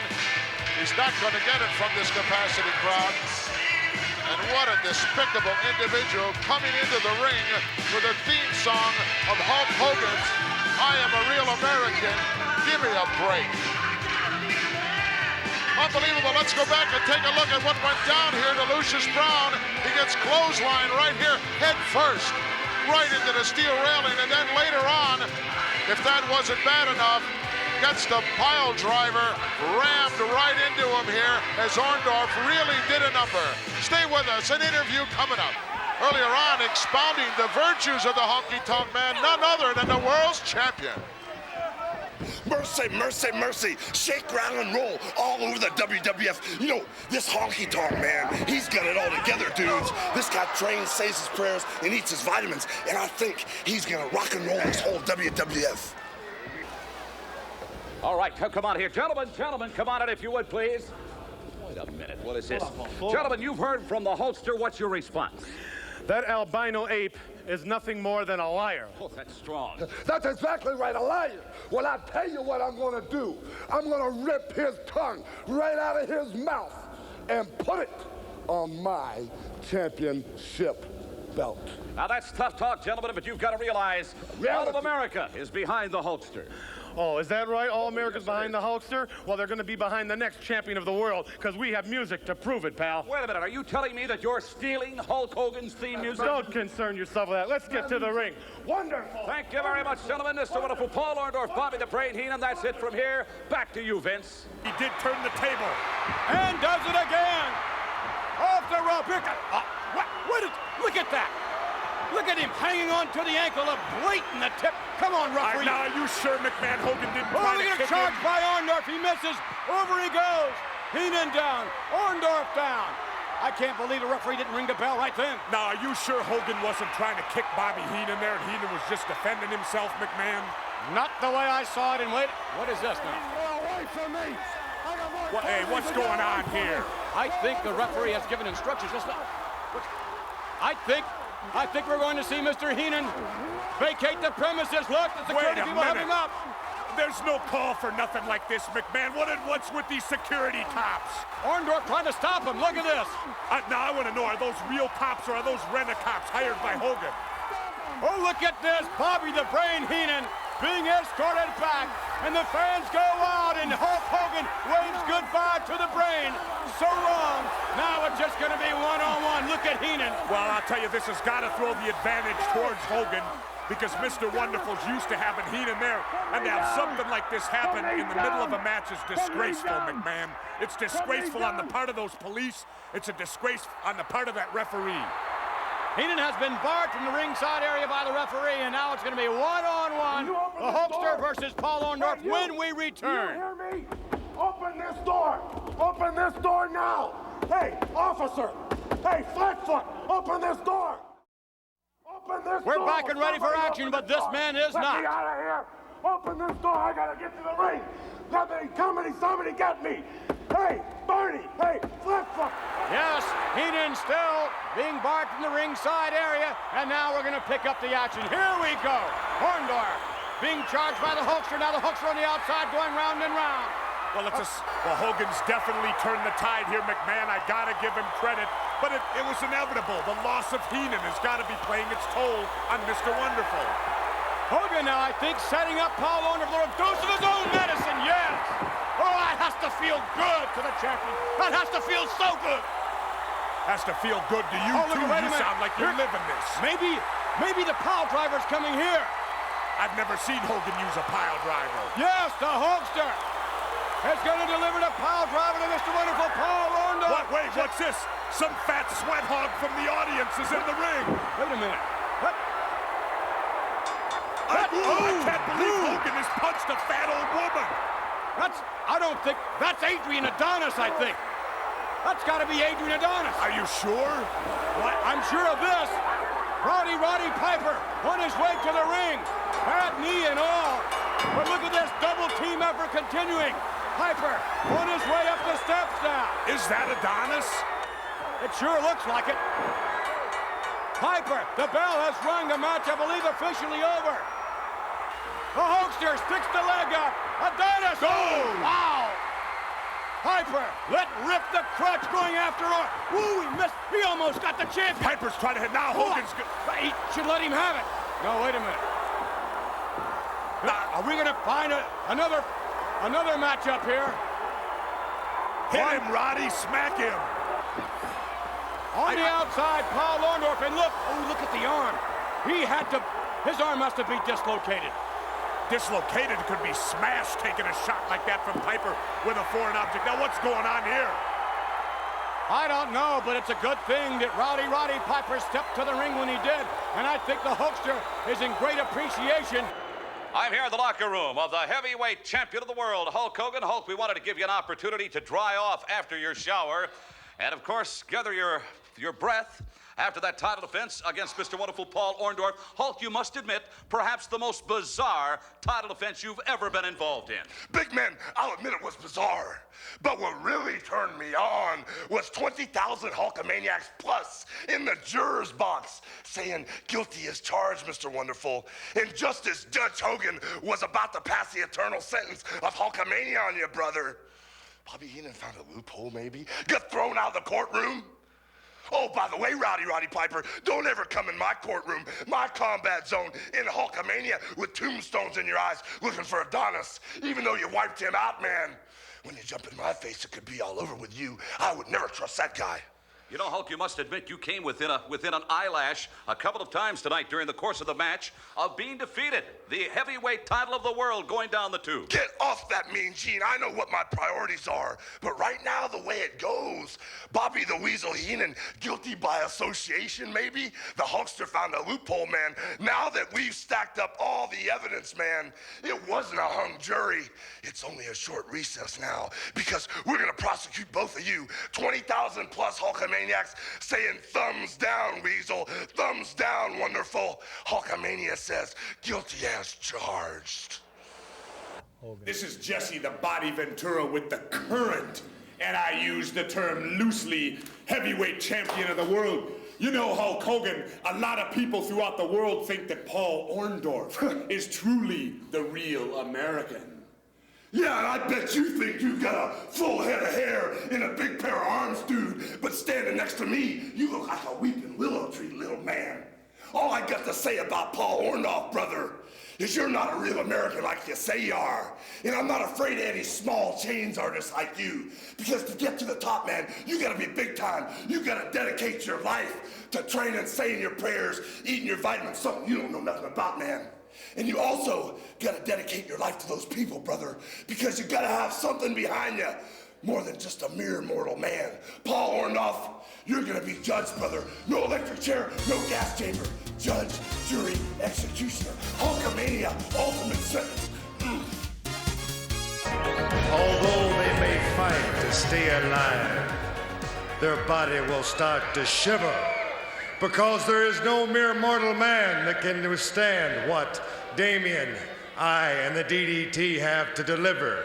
This week, I give you your World Heavyweight Champion, Hulk Hogan.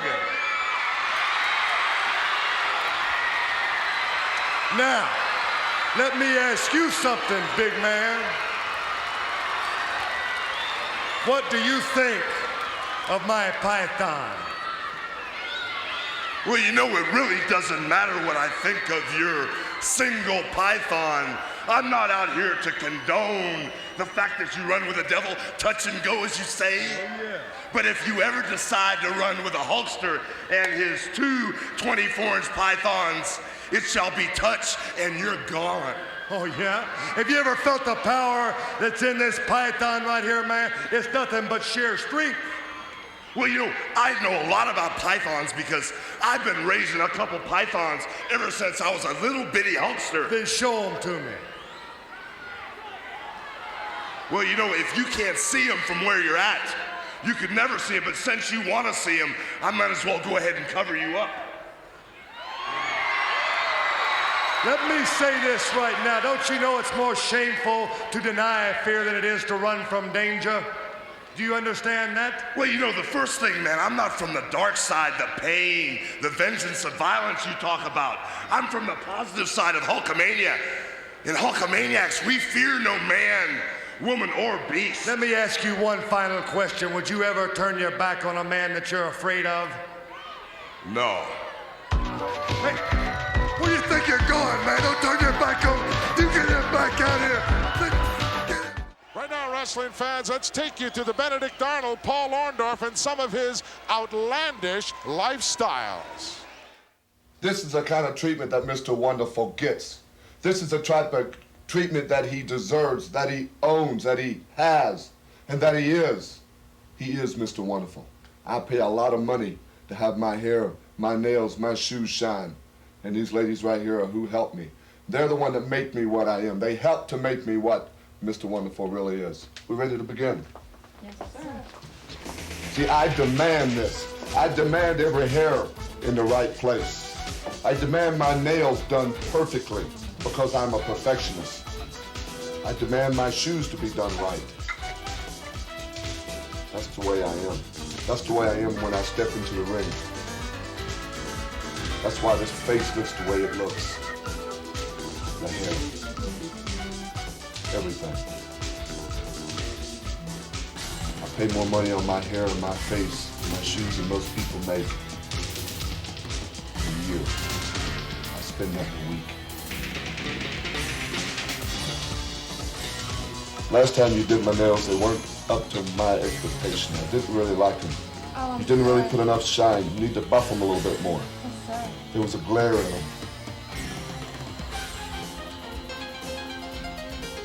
Go a little easy on the hair, you might pull one out. Yes, sir. I've told you that before, haven't I? Yes, sir.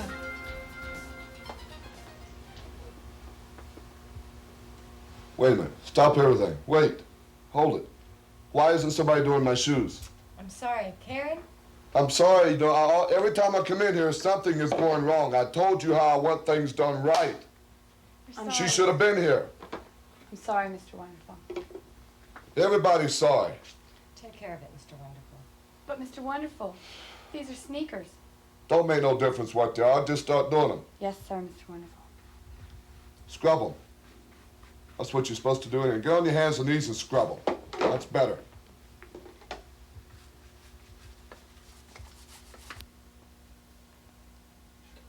Shine that shoe, girl. Come on. What's my elbow grease behind it? Yes, Mr. That's what Wonderful. I paid you for. Yes, sir. So I pay you 50 cents an hour. More than you're worth. Probably more than all y'all are worth. Let me see this. This is disgusting. I want you to look at that. Look at them. Look at that. It looks like she's been biting them. Look at that. Has she or hasn't she? Look at that. There's a big chunk out of it. You've been biting on my nails. I'm sorry, Mr. Wonderful. I don't, no, never mind. Shine that shoe, girl. Yes, sir, Mr. Wonderful. Buff it. Yes, sir. Spit some. Put a little spit on it. Spit on it. That's all right. Spit on that thing. Shine it fast. You gotta do it faster. Yes, sir. How many pairs of shoes do you shine a day? 10, 12. You don't. No wonder you're so bad. No wonder. I want the best. Yes, sir. Yes, sir. Come on. There's a black spot right on the tip. See it right on there. Come on. Come on. Do it. Spit. Do something. Get the black off of it. That's terrible. I cannot believe that I come in here and spend $500 or $600 twice a week and to try to get a decent shoe shine and look at them. They're terrible. How many times have you done this, young lady? Hundreds, sir. Hundreds. Well, you're not very damn good at it, I'll tell you that much. Look at the black all over them. These are brand new tennis shoes. Look at them. That's not doing any good. It's terrible. Give me the mirror a minute. This is getting ridiculous. Don't just drop it. You hand it to me. Sorry, Mr. Wonderful. Look at this. Look at that. It's terrible. That is the worst piece of work that I've ever seen in my life. I don't deserve that. I don't deserve this. Orndoff relentless in his attack. Doesn't give you an inch. Of course, he doesn't ask for any either. See, this kid's going to go home tonight, this young athlete here himself, and tell his folks, if he can survive through this, that he was in the ring with the great Paul Orndoff. Tony Parks on the outside, and Orndoff right out after him. Throws the youngster right back in again. Isn't that kind of ridiculous, Johnny? Throw the guy out of the ring and then throw him right back in out there. all around the town, baby. There's a beautiful clothesline. There's only Paul Orndoff can deliver. Tremendous clothesline delivered by Benedict Arnold. Mr. Not so wonderful in my book, Paul Orndoff, and he's getting the boos and the catcalls now. There are no catcalls out there. These people love this Look guy. out. Love Paul Orndoff. Pile driver coming up, and he can deliver it like no one else. Oh, look out.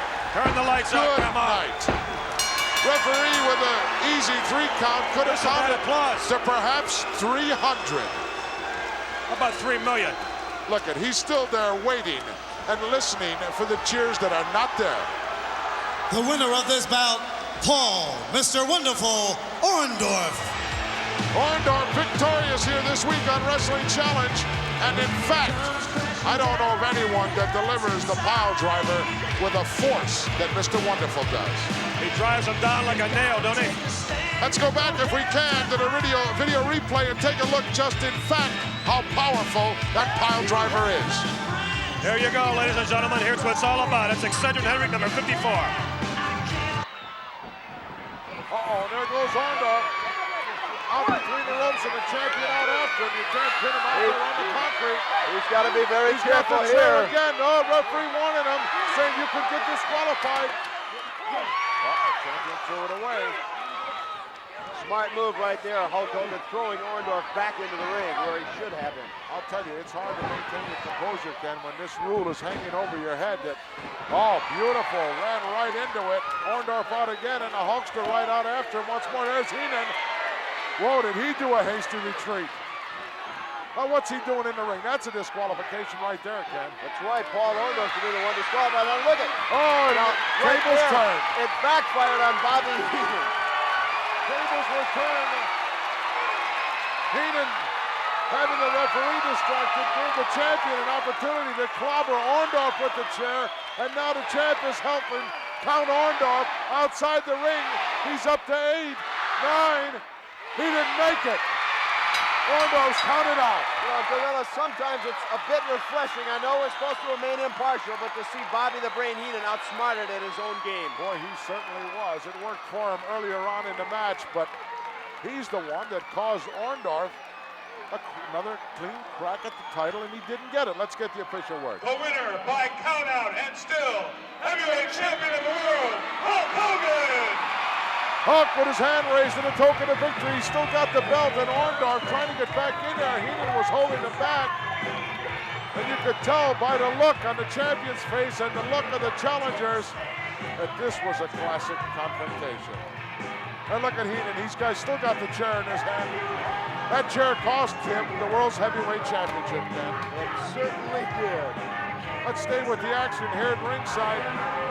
Uh-oh, they just nailed the referee from the outside. Davey Hebner went down heavy. What a cheap shot that was. And now protecting the referee, the World's Heavyweight Champion, Hulk Hogan. Hebner caught one right in the kisser. Talk about poor sportsmanship. Bobby Heenan does not like when he is beaten, as we said, at his own tricks. Hulk Hogan still inviting Paul Orndorff back in the ring. Saying, if you want this belt, come in here and get it. I'm sure Orndorff is thinking about regrouping right now. Well, he's not the victor, Heenan. You had another shot and you blew it. A golden opportunity gone down the tubes. You said it exactly right. It was Bobby the Brain Heenan that blew this one for Mr. Wonderful Paul Orndorff. Well, it's not every day of the week that you're going to get a champion to put his title on the line and literally waive the disqualification rule, which means that should the champion get disqualified, the title would in fact change hands. Oh! Little champion salute there for Bobby Heenan and company. And you're looking at a real American inside that ring in the form of one Hulk Hogan, the greatest professional athlete in the world today, world's heavyweight champion. And take a look. This tells it all. No doubt about it. Fans on their feet here in the Summit in Houston, giving the recognition due the heavyweight champion of the world, Hulk Hogan. What a tremendous individual. Talk about the youth of America needing a hero. They've got one right here, Hulk. As he says, train and saying your prayers and eat your vitamins. Thanking the man upstairs right now. He knows how important that is.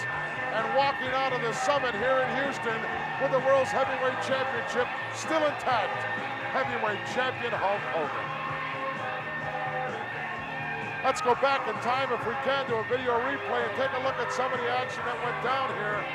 Look at this. The Heenan. Referee Dave Hebner trying to push Heenan out there, gives Hulkster a chance to retaliate a little bit and use that chair, Kenny, and really lower the bloom on Orndorff. And now the count is going down. Gorilla. It's unreal. You know, as they say, sooner or later, what goes around comes around. And for Bobby the Brain Heenan, I think it came around just then.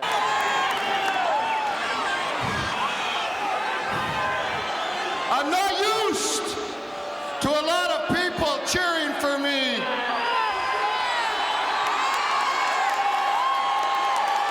And I want you to understand something. I ain't running for president, and I'm still the same no-good son of a bitch I've always been.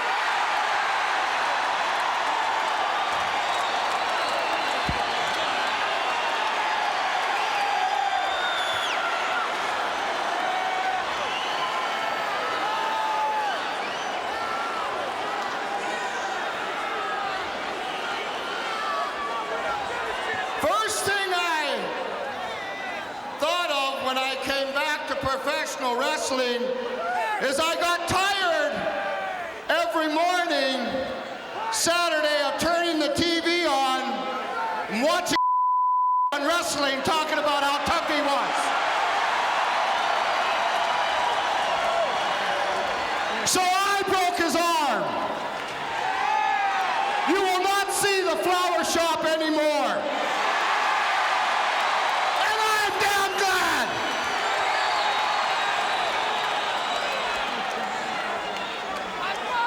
How about them Mets? Wait a second. Wait a second. Because they're down 2 games, this is your home team. Have a little guts in them. Give them a shot. You damn right. Come on.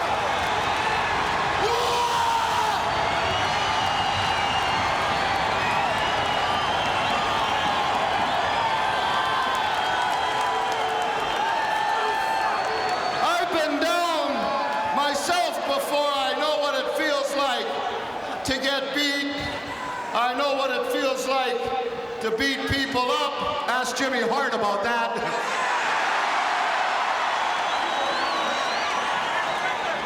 He would be here, but he's all tied up right now.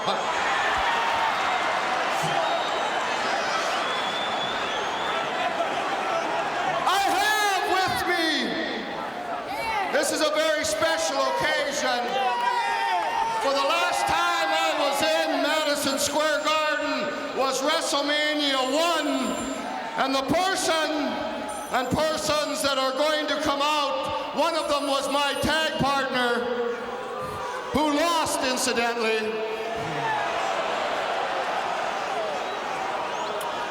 So he has consented to come out in the pit. And I have some questions for him. So at this time, I would like, if they have the guts, his manager, Mr. Bobby the Brain Heenan, and Mr. Wonderful himself, Paul Orndoff, to come on down. The boss is here.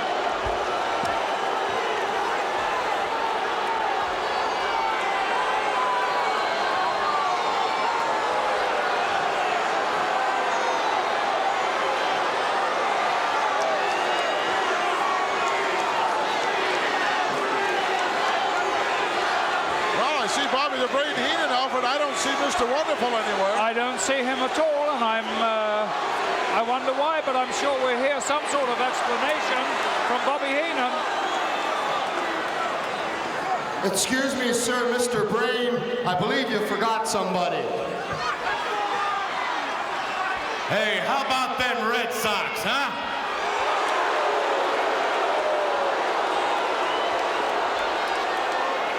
I bet you $50 right now the Mets take it.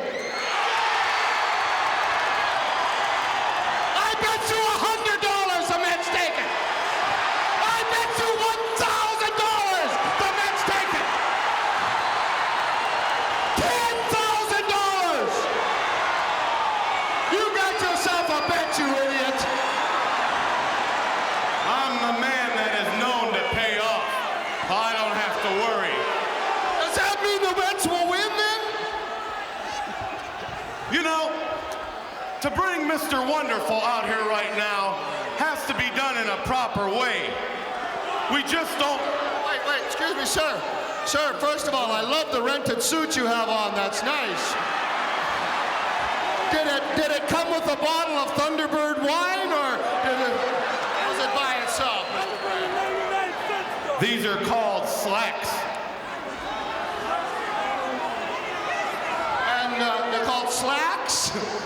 I know 4 of my sisters that wear slacks. And you wear a skirt. Kilt. And you better remember that if you want to keep your head on your shoulders.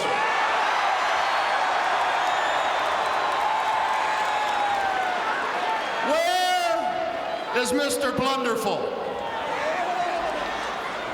Mr. Blunderful, I'm looking at. You want to talk about Mr. Wonderful? I'm just waiting for the proper time and the proper introduction. You see, this man is the greatest athlete going today. Enjoy yourself. And nobody like this man is going to stand here and ridicule him and say, here is Mr. Wonderful. That's not a proper introduction. I will give the proper introduction.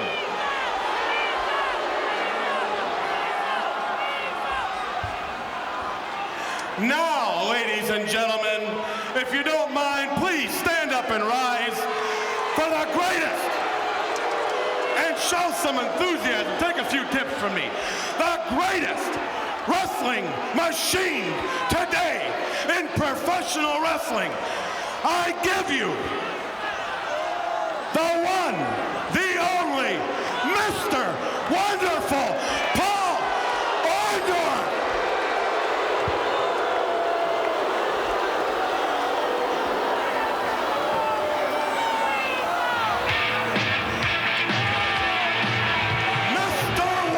When it comes crashing down and it hurts inside.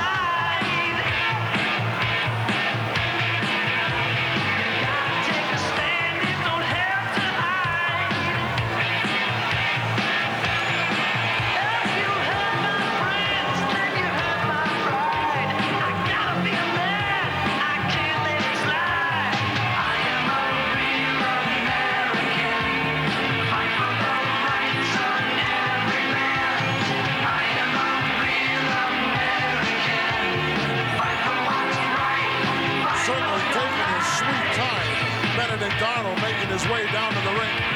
How insulting to come into Hulk Hogan's theme song, I'm a Real American. Give me a break.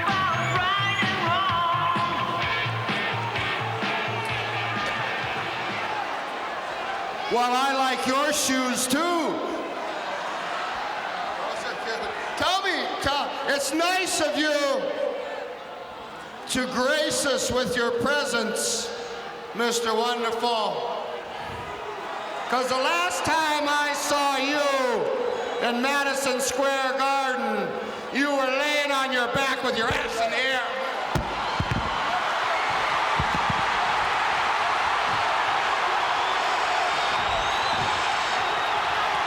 Things about to erupt here in Piper's Pit. I don't know whether Rowdy Roddy is ready for this kind of encounter, Alfred. I don't know, but I tell you something, he's certainly not backing down from Paul Orndoff. Absolutely not. Heenan stepping between these two individuals. And we know that Roddy Piper is a very capable man in any way whatsoever. Boy, is Orndoff touchy. Whew. All he said was, the last time I saw you, you were on your back. Wait a second then. Stop it. Okay, I will stop. I'll stop for 1 second. I want to ask a question then. If you're so great, first of all, the music that I just heard kind of rings a bell. Is it original? No. That music was written especially for me. Hulk Hogan stole that damn music, brother. That was my music.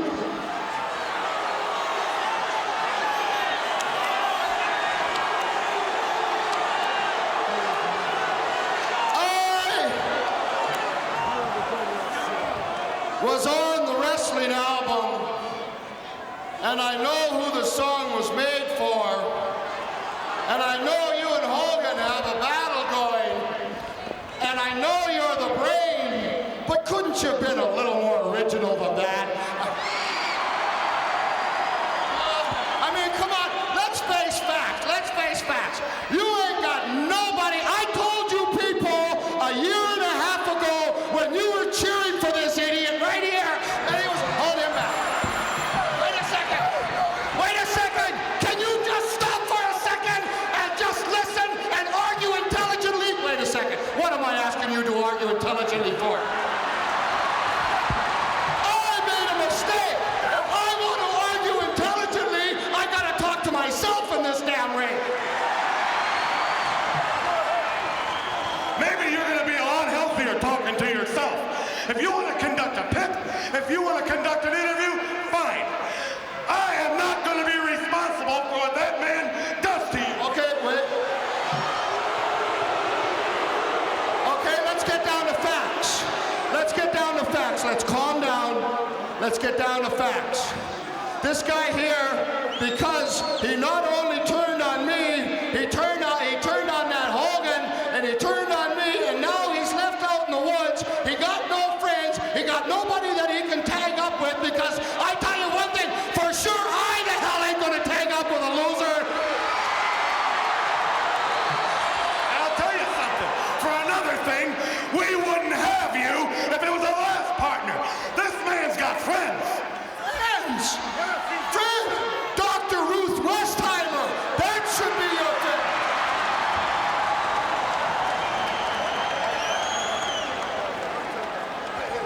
How about Bella Absa? Huh? Oh, no. Would that be, how about Benji? Well, you know something too, Piper? You can't take Lassie and make Rick Tip 10 out of it. What do you think you're trying to do? You brag about beating up a 130-pound little strip? You brag about taking somebody's dress off? Well, you know, these people in New York can relate to all that stuff. Yeah, I can see where you relate to it. Now, I'll tell you what kind of a man this is, and I'll tell you what kind of friends. I can tell you, I could name 100 people that'd be his partner. Okay, wait a second. You can name 100 people that would be Mr. Wonderful's tag partner, right? Okay. Name one. Okay.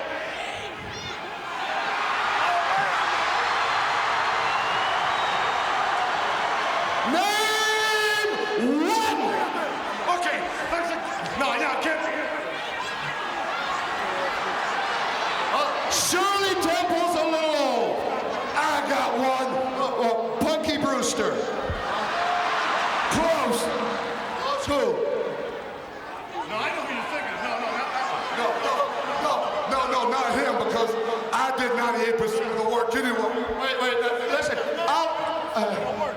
Every time this man is in a tag match, and you know this better than anybody, pal, he does 98% of the wrestling in the ring.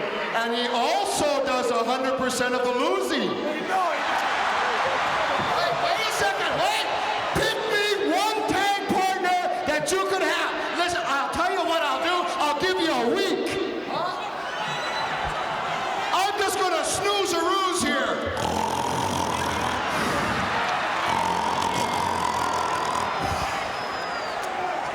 I might as well get good and comfy, because I'm not coming up with a whole lot of answers over here. It could be them fancy little trunks of yours. Could be them ballet slippers. Or maybe, you have an idea? Yeah, I got an idea. Go put that keister back on that chair. Good idea, Brain.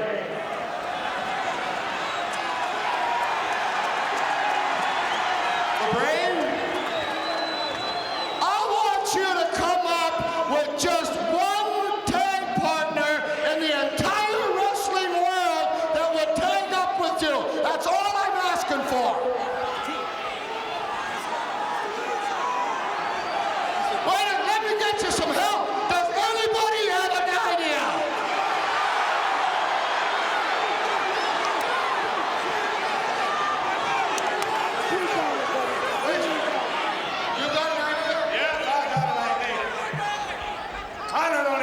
Is this your first one you've ever had, or is this something? You know, I don't need you to make a fool out of me, Piper. You're a hell of a job at yourself.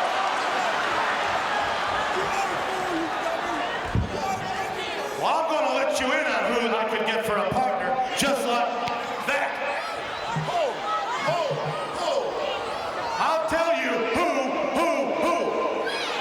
A man that probably has accomplished more than any man in professional wrestling.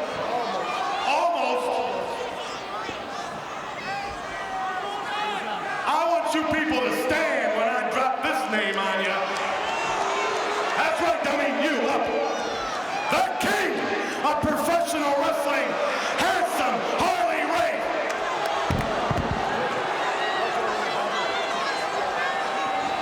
Family, he's a member of my family. He's a proven commodity in the sport, and he's the king. And he likes Boston.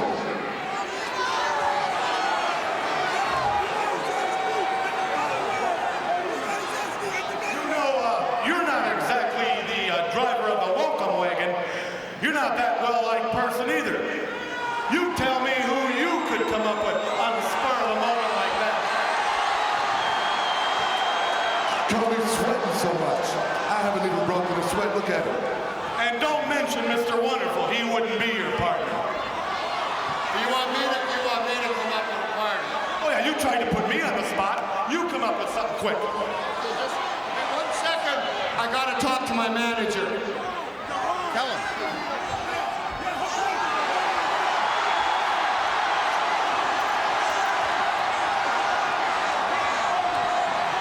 Hey, get over here, Piper!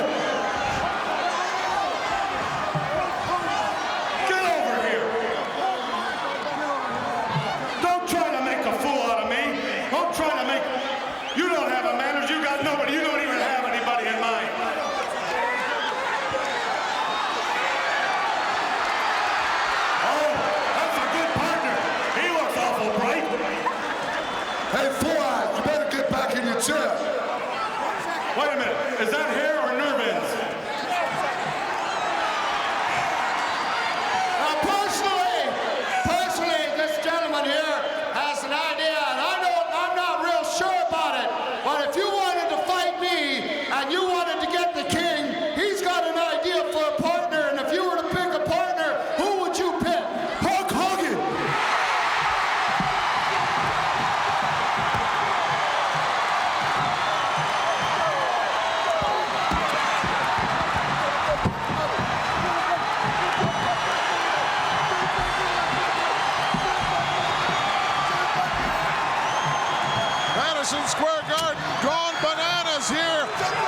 as Roddy Piper asked to pick a partner, picked the world's heavyweight champion, Hulk Hogan, and then proceeded to bash the Brain right in the eye with a microphone. Yes, he did. And he mentioned the wrong name. It was absolutely blown the top of Paul Orndoff's head right off. The name that he didn't want to hear, Hulk Hogan, and Orndoff, the Benedict Arnold that he is, really bent out of shape right now. Well, you reached the right page. You're under employment here. You'll be looking for L. You'll be looking for a job soon. You want to call LJN Toys? You got to look under toys. I know that. I'm just passing through L. You are a sick person, honest to God. Wrestling fans, a special piece of footage coming up right now in which the Benedict Arnold of the wrestling world, Paul Orndoff, going to see him in one of his special training sessions, and he, just like his manager, likes to humiliate people whenever he gets the opportunity to do that. Let's go to the footage. Wait a minute. Arriving on the scene, there's a look at Mr. Wonderful Paul Orndoff. He is very proud of his physique, very proud of his looks, and no doubt as well he should be. Not too close, not too close. I know you're all excited to see Mr. Wonderful. Well, I'm here to try to help you. Obviously, all of y'all need some help, a lot of help. You'll never be like me no matter what happens. So don't get that in your mind. You'll never look like me. I have the most gorgeous body there is in professional wrestling today, in bodybuilding and whatever, everything. And the #1. So I know you're all excited. You want to get close to Mr. Wonderful. You want to see Mr. Wonderful. Well, I'm here to try to help you. When I tell you to do something, do it. If I tell you what to eat, do it. Because it's going to help you. Obviously, you need to quit eating. Obviously, you need to eat a little bit more. You need something. Everybody needs something. I'll tell you what you do. Go back over to the gym, get on the weights, go work out a little bit, get the sweat, and then I'm going to put you through a little workout and everything. I have to go change to get my stuff on there.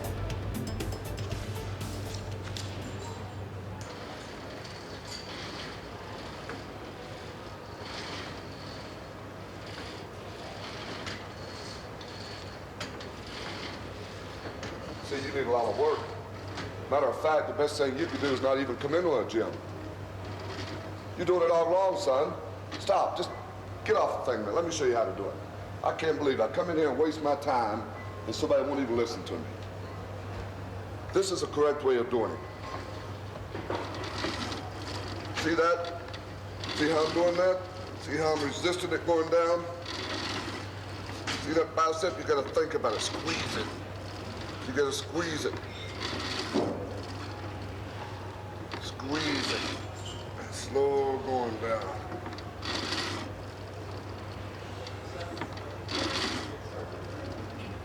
Now that's how you get a perfect bicep. Like I have. Try that. Maybe that'll help you. This guy's a little bit better. He's in a little bit better shape than you. You've been working out a little bit more, but you've got a long ways to go, a long ways. You've got to put some more feet on. Obviously, you're not using enough weight. My grandma can use that much weight. You need a haircut. Come on, clean your act up if you want to get serious about this. Put some more weight on here. Stop for a minute. Here. Okay, now let me see you do 10 reps. Come on. Grab the ground. Slow going down. Slow. Come on, you're wasting my time too.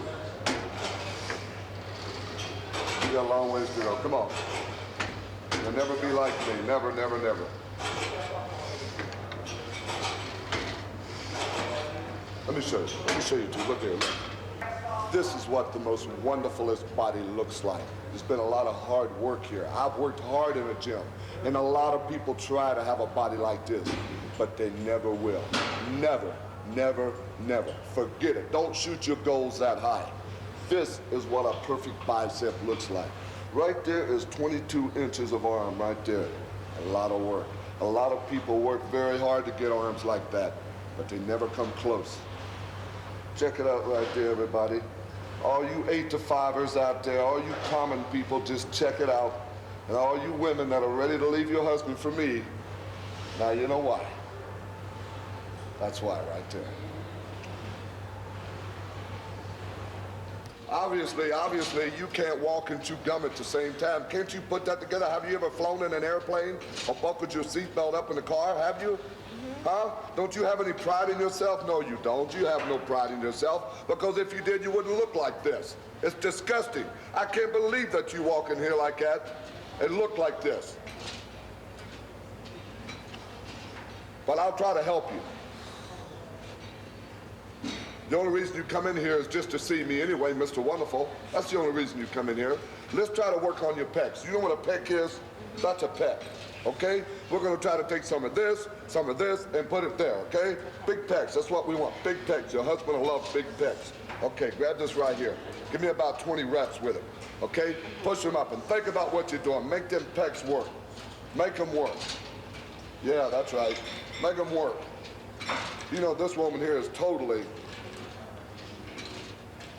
so far gone that I don't know if there's anything could be done for her or not, if you want to know the truth.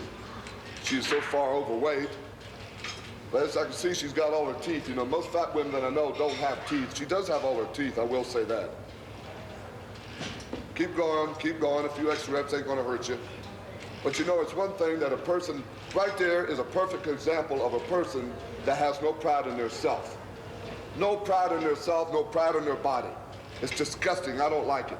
I don't even like to be around people like this here. Keep going, it ain't gonna hurt you. Just keep going. Keep grunting them out. You need a lot of work. And you need to stay away from that table. You stay at the table. I'm sure the whole family's probably gone off and in bed asleep, and you're still sitting at the table eating. Am I right or wrong? I bet you go up and down them steps every night long, getting in that refrigerator eating something, aren't you? Right? Mm-hmm. Well, this has got to stop. This has got to stop, because there's no need in that. Whatever you say. Whatever I say, that's right. Okay, that's good right there.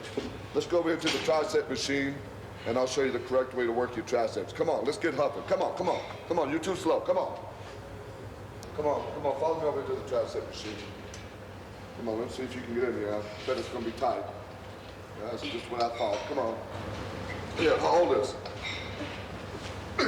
Oh, Lord, I'm telling you. I don't know why I'm wasting my time. Okay, put your hands up here. Pull the other one up like this here. Okay, put your hands up like this here. Okay? What you do is you keep your elbows down. Keep your elbows down here and come back. Both of them back at the same time and up. Okay, do 25 reps. What we're working here is the tricep, this part of the arm. See that? See that tricep? That's what we're working, okay? Okay. Okay, let me see, do 40 of those. Come on. Keep them going and we'll work that tricep. Don't worry about how many I said, just keep doing them. See, that's why you look the way you look, because you argue all the time. You probably argue at your husband when he tells you to get away from the table. You argue with him because you want to stay there and eat, don't you? Right or wrong? And that's why you look like you look. So don't argue with me if you want to, don't waste my time. Come on. Think about what you're doing. Try to lose all that fat. Come on. See, that takes a lot of work. You've got to have pride in yourself. You're not willing to pay the price. I can't do it anymore. Okay, that's enough then. That's enough. That's good. Okay. Next we'll go then do some abdominals on the abdominal machine. You got a long ways to go, honey, a long way. Can you help me out of this?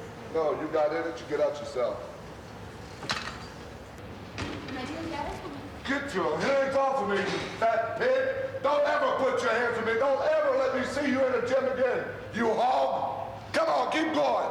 Keep working. Keep working. You want to do it too easy. You want the easy way out. Get off the damn thing. Get off of it. Wasting my time here with you bunch of big, common people. Let me show you how to do it and look like me. This is what you're supposed to look like if you do it right. This is the right way. Okay, watch.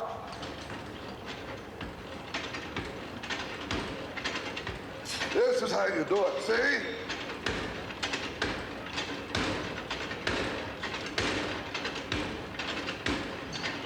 Okay, get on there and do it. You're trying to stop taking the easy way out. Come on. Give me 20 of them. Come on. Come on. No wonder you look the way you look. Come on, you won't pay the price. Come on. Of course, you'll never look like me anyway. Come on. Come on, give me 20 more. 20 more, come on. You're lazy. Yeah, just what I thought. When it gets too tough, what do? You quit. Just like the rest of these people out here. Quit. Bunch of quitters. All you people up there, come on, hurry up. This is what you're supposed to look like to have a perfect body. This is what you should look like. And I'm gonna give you a few shots here, okay? Here's the last shot, huh?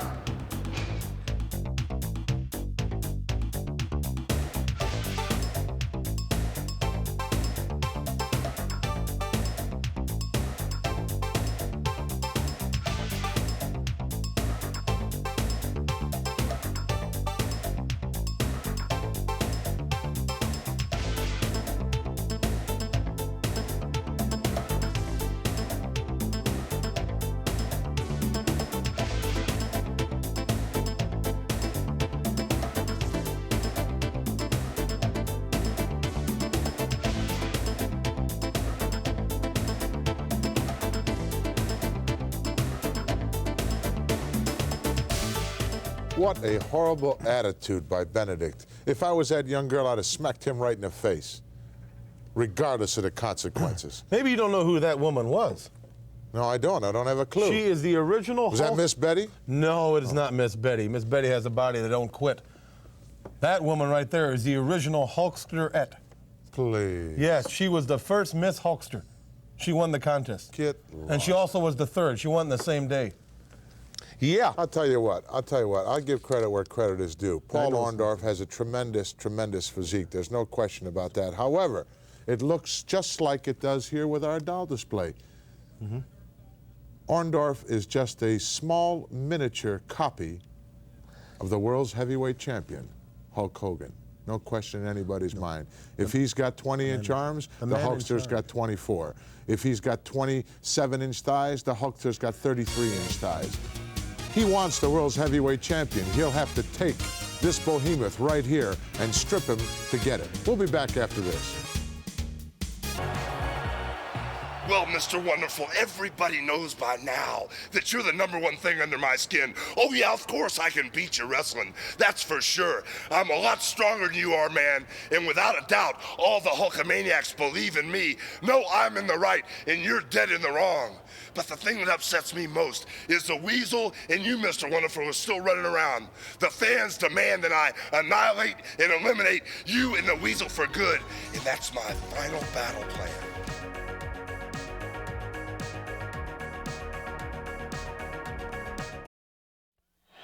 Earlier this afternoon, wrestling fans, a happening took place here at a local bank, and our Wrestling Challenge cameras were right on hand. This is a milestone here in the World Wrestling Federation. Let's take a look at it.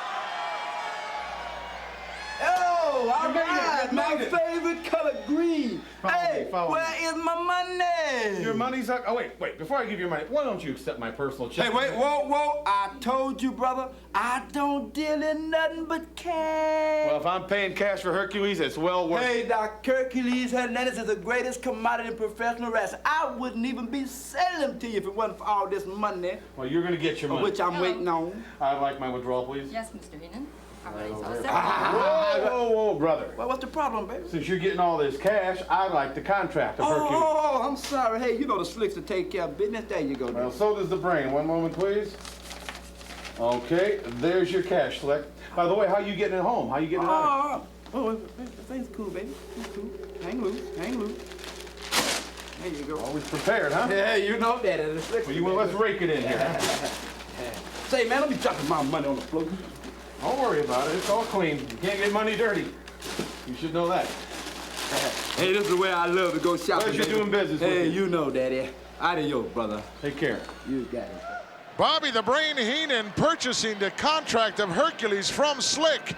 Also seen fit to alleviate the premises here, as I am now joined by Johnny V. Let's go up to the ring.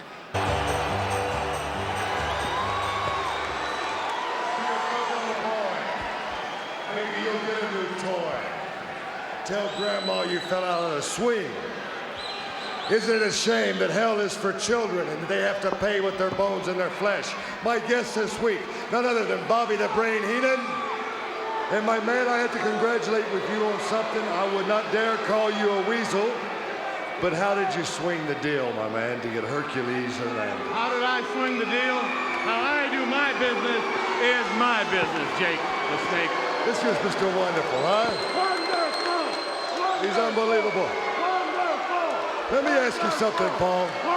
Now, we all know that you trained Hulk Hogan and gave him everything that he needed in the gym. But I'm surprised he's got as much speed and quickness as he does. Well, you know, it's been awful hard trying to catch him. But you know something, it's kind of like a rabbit. If you take a rabbit in a big open field, sooner or later that rabbit's heart is just gonna run out. You see, it's kind of like Hogan. He's losing his guts. He's losing his heart. He's definitely backing up. And you know something, at least when you do beat Hulk Hogan for the World Wrestling, hey, he's got the best excuse in the world. He's got the very best excuse in the world when you beat him. Why don't you tell him what it is? Yeah. Well, Jake, it's pretty simple. I'm sure a lot of those 8-to-5ers out there, a lot of those idiots wouldn't understand it, so I'll bring it down to their level. What it amounts to is that he's going to be beaten by a better man. What a very simple answer, right? And not only that, you can even ask his girlfriend, Hulk Hogan's girlfriend, who the better man is.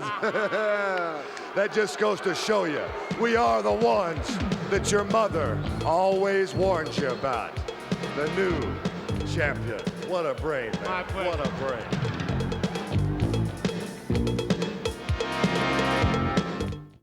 Now, ladies and gentlemen, as you all know, so many times here in the World Wrestling Federation, an incident will take place that fans talk about and promoters alike for some time to come. But nothing has been talked about more throughout the entire world of professional wrestling than the incident that took place between Hulk Hogan and Mr. Wonderful Paul Orndorff, of course, managed by Bobby the Brain Heenan. You know, let me tell you something. Do you know why everybody's talking about this incident? First off, it was one because I'll tell you why. No man in the history of professional wrestling has ever left the world's champion laying flat on his back out cold. One man did do that. The most important athlete in sports today. If he was playing baseball, he'd won the Triple Crown. If he was playing football, they'd have him at the Super Bowl.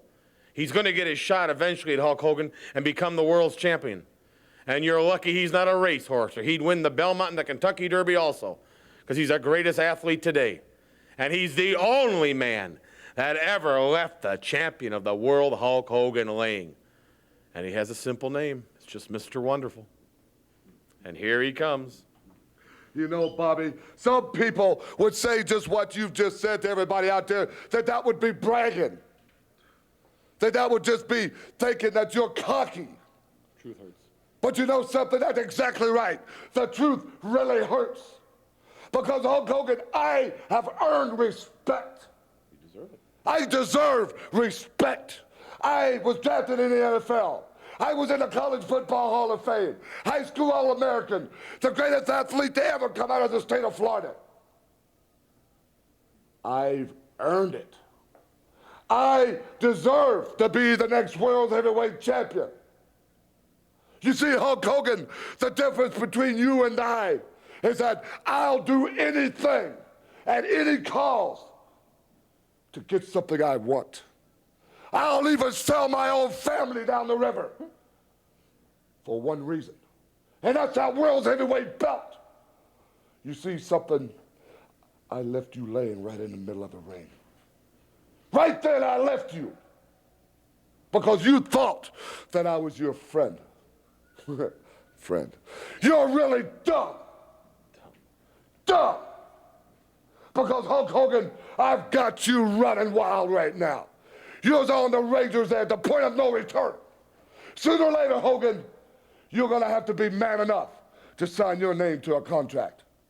And then I'm going to be the champion. You see, Hogan, if they hung you for being brilliant, they would have hung an innocent man. They've had enough of our time. Without question, no single incident has been talked about more than what took place right here on television between the heavyweight champion Hulk Hogan and Mr. Wonderful Paul Orndorff. Very possibly, Hulk, perpetrated by one Bobby the Brain Heenan, but nonetheless, certainly nothing has really been settled as of yet between you and Paul Orndorff. Well, you're right about that, brother, and you're also right that the whole thing was set up by Bobby the Weasel Heenan. Take it back as far as you want. The Weasel has been the reason for every incident that's gone down. And as far as you, Mr. Wonderful, You're gonna be the butt of all the punishment. You're the one that's gonna feel the power of the 24-inch pythons. You're the one that when they're dragging you out of the arena, thousands upon Hulkamaniacs are gonna be going thumbs down. And you, Mr. Wonderful, are gonna be the humiliated one. You're gonna be the one to realize that you can't cheat, lie, and backstab your friends. And you know something, Killer Ken? I got the Hulk Hogan war bonnet on now, brother. This separates business from pleasure. Ain't been making a lot of friends lately. Haven't been signing too many autographs. But what I have been doing is I've been going all the gymnasiums, bending the steel bars, brother. Running all the big bodybuilders out the back door, Jack. Because whenever I look in somebody's eyes, I see the weasel. I see Mr. Wonderful. And I'm just waiting for that day when I can get a hold of both of their necks. Then it'll be snap, crackle, and pop, man. Hulkamania lives. The Hulkster rules. The belt stays where it's at, Jack. Perhaps one of these days will be the judgment day for Mr. Wonderful Paul Orndoff and Bobby the Brain Heenan when they meet up with the heavyweight champion, Hulk Hogan. Tonight, the Hulkster faces his ultimate challenge. Someday I knew a superhuman like Hercules would come along, the body of a god, the power of all the thunder and lightning in the heavens. Hercules, I accept your challenge. Hercules, I'm ready for you. And what are you gonna do when the 24-inch pythons challenge you? Hey, where is my money? Your money's not. Oh, wait. Before I give you your money, why don't you accept my personal check? Hey, wait, whoa. I told you, brother, I don't deal in nothing but cash. Well, if I'm paying cash for Hercules, it's well worth it. Hey, Doc, Hercules Hernandez is the greatest commodity in professional wrestling. I wouldn't even be selling them to you if it wasn't for all this money. Well, you're going to get your money. Which I'm waiting on. I'd like my withdrawal, please. Yes, Mr. Heenan.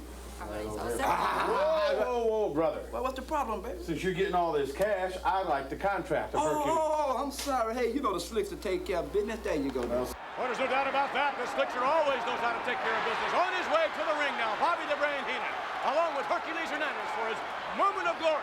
And earlier on, Mean Gene spoke with him. Well, Bobby Heenan, we all know that Slick demanded cash for the contract of Hercules. Apparently, your credit's not any good. What do you mean my credit's no good? I can go to any bank. I got credit in the free world. I can go to Beverly Hills, snap my fingers like that. They say, yes, Mr. Heenan. What do you want, Mr. Heenan? How much do you want, Mr. Heenan? When would you like it, Mr. Heenan? I just cashed a check for Slick. That is the way I do my personal business, pal.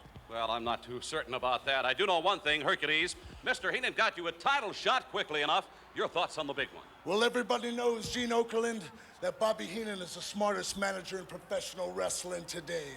The kind of manager I want to manage my career as the world's heavyweight champion. Well, wait a minute. You're not the champion yet. Let me tell you something, Okerlund. Don't get down on my champion that quick like that. Show a little respect. He's the champion. Say it. That's right. I am the champion. I am the champion.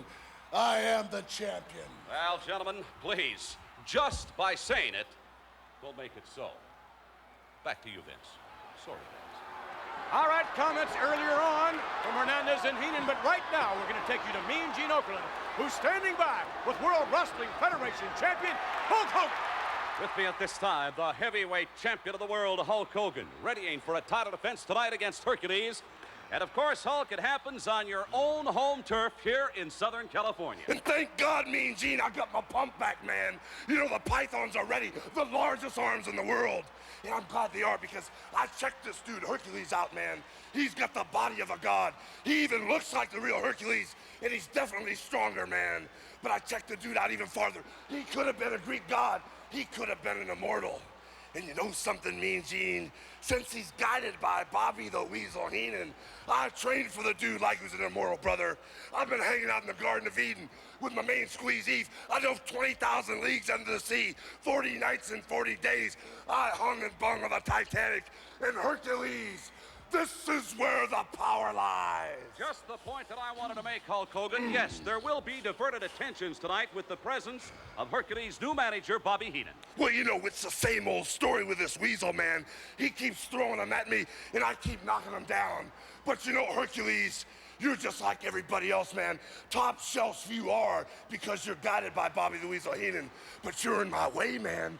You're on my hit list, and you shall feel the pythons, brother. And when I'm done with you, hopefully I'll get that little weasel in this 24-inch python and squeeze his head.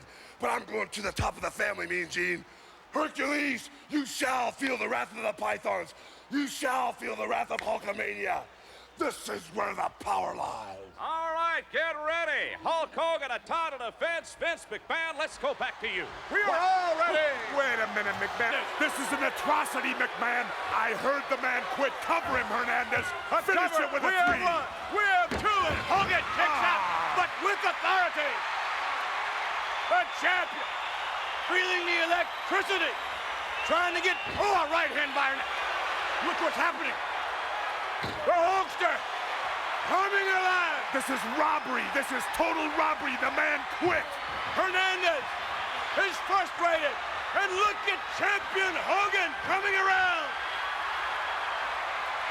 Hulkamania is coming right at Hernandez. I just can't believe the man has gotten up from that backbreaker.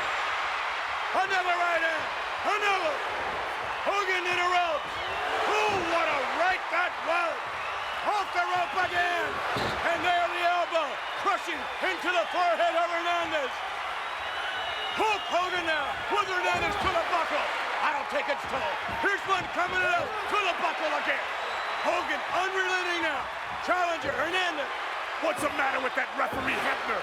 He not only destroys the whole match, Hogan's got him by the hair and Hebner's doing nothing about it. Hernandez brains have to be scrambled. Reverse knife edge. The challenger down. The champion perhaps cinching victory. Hulk Hogan with Hernandez on his feet, maybe not for long. Whip to the rope. Big boot to the face. Hogan off the rope. Drops the leg. 300 plus pounds. The cover. 2. Yes, I don't believe it. You know, I'll tell you something, McMahon. I know exactly what this guy was talking about now. When he says the power lies here in the palm of his hand, it means he's got that referee in the palm of his hand to save his title. Boot to the face. Hogan here cinching victory. Quickly now to the rope. The champion setting up that powerful leg drop right across the chest. Hulk Hogan on to victory. World Wrestling Federation Heavyweight Champion, Hulk Hogan. What a victory for the champion, Hulk Hogan. And what an ovation for this extraordinary athlete. Well, you know, McMahon, I'll tell you something. I think it's a real sad case when a referee can determine the outcome of an athletic event, which is exactly what I'm talking about in the case of this match. I heard Hogan quit, and that idiot, incompetent referee Dave Hebner allowed the match to continue. I know what they mean when he says the power lies in the palm of the hand now. He's got referees and Tunney and everybody in his back pocket. There is no way that you could have heard anything because the roar of this crowd is absolutely deafening. It's a celebration of Hulkamania. I'll tell you, McMahon, in NFL football, they've gone to instant replay. Maybe it's time we go to that too. Maybe it's time we find out truthfully if Hogan did concede like I maintain he did. What a physique. My goodness, what a... Listen to it. Listen to this crowd. You're ridiculous, McMahon, because you're totally caught up in Hulkamania. You're the most biased announcer I've ever heard in my life. Look at that physique. Yours would pale by comparison. You have the audacity to refer to yourself as the body. Wait a minute, McMahon. It is not me that calls me the body. It's the world that calls me the body. And the world calls Hulk Hogan champion. Yes, indeed. You know what makes me sick? This is wrestling, and this guy's out here like he's in an Atlantic City beauty contest, posing away. All right, back in the dressing room with heavyweight champion Hulk Hogan. Tremendous victory by the weight champ earlier on tonight. However, critic Jesse Ventura thought he might have seen a flaw or two, some weaknesses. Well, you know, Mean Gene, a lot of the things Jesse the Body Ventura sees, he completely misinterprets. If you talk about weaknesses, man, he's dead wrong. What Jesse Ventura saw was a man of equal strength, a man of equal wrestling ability. But Hercules, one thing, brother, the deck's stacked in my favor, brother, because when the goings gets rough, All I do is reach out for those thousands upon thousands of Hulkamaniacs, man. And they turn me from a mere mortal man into Superman, brother. Anybody that gets in my way, any of the Heenan family, any of them dudes, man, the big old wheels of Hulkamania are gonna grind you and eat you alive. Even though the Hulkster won't be here forever, Hulkamania is gonna live forever. No doubt about it. Still heavyweight champion of the world, Hulk Hogan. And back to you, Vince. Thanks. Kamala not able to do anything at this point to counter. There's the big boot. Oh, look at that, just smocking now. Kamala, he's gonna try to slam him again. He got him up. And the Hulkster off the ropes. He drops the leg. Over for the cover. 2. It's over.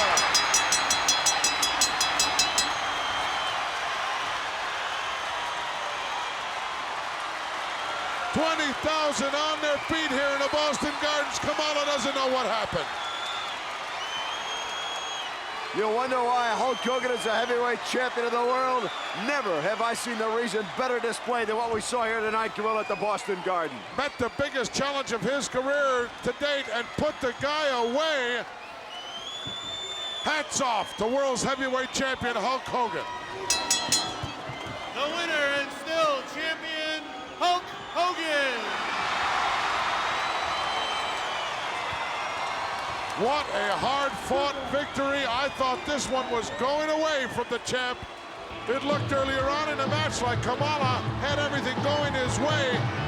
And Barry came just that close to putting the guy away. But you're looking at the greatest living athlete in the world today. World's heavyweight champion, Hulk Hogan, and he's going to give these fans, Kenny, exactly what they want. This is what they came to see. The Hulkster at the end of the match, still heavyweight champion, and there it is. You talk about Hulkamania right there. 20,000 plus on their feet. Giving this man what he so richly deserves. He is in tremendous shape, and only that tremendous physical condition enabled him, after that beating, to be able to come back.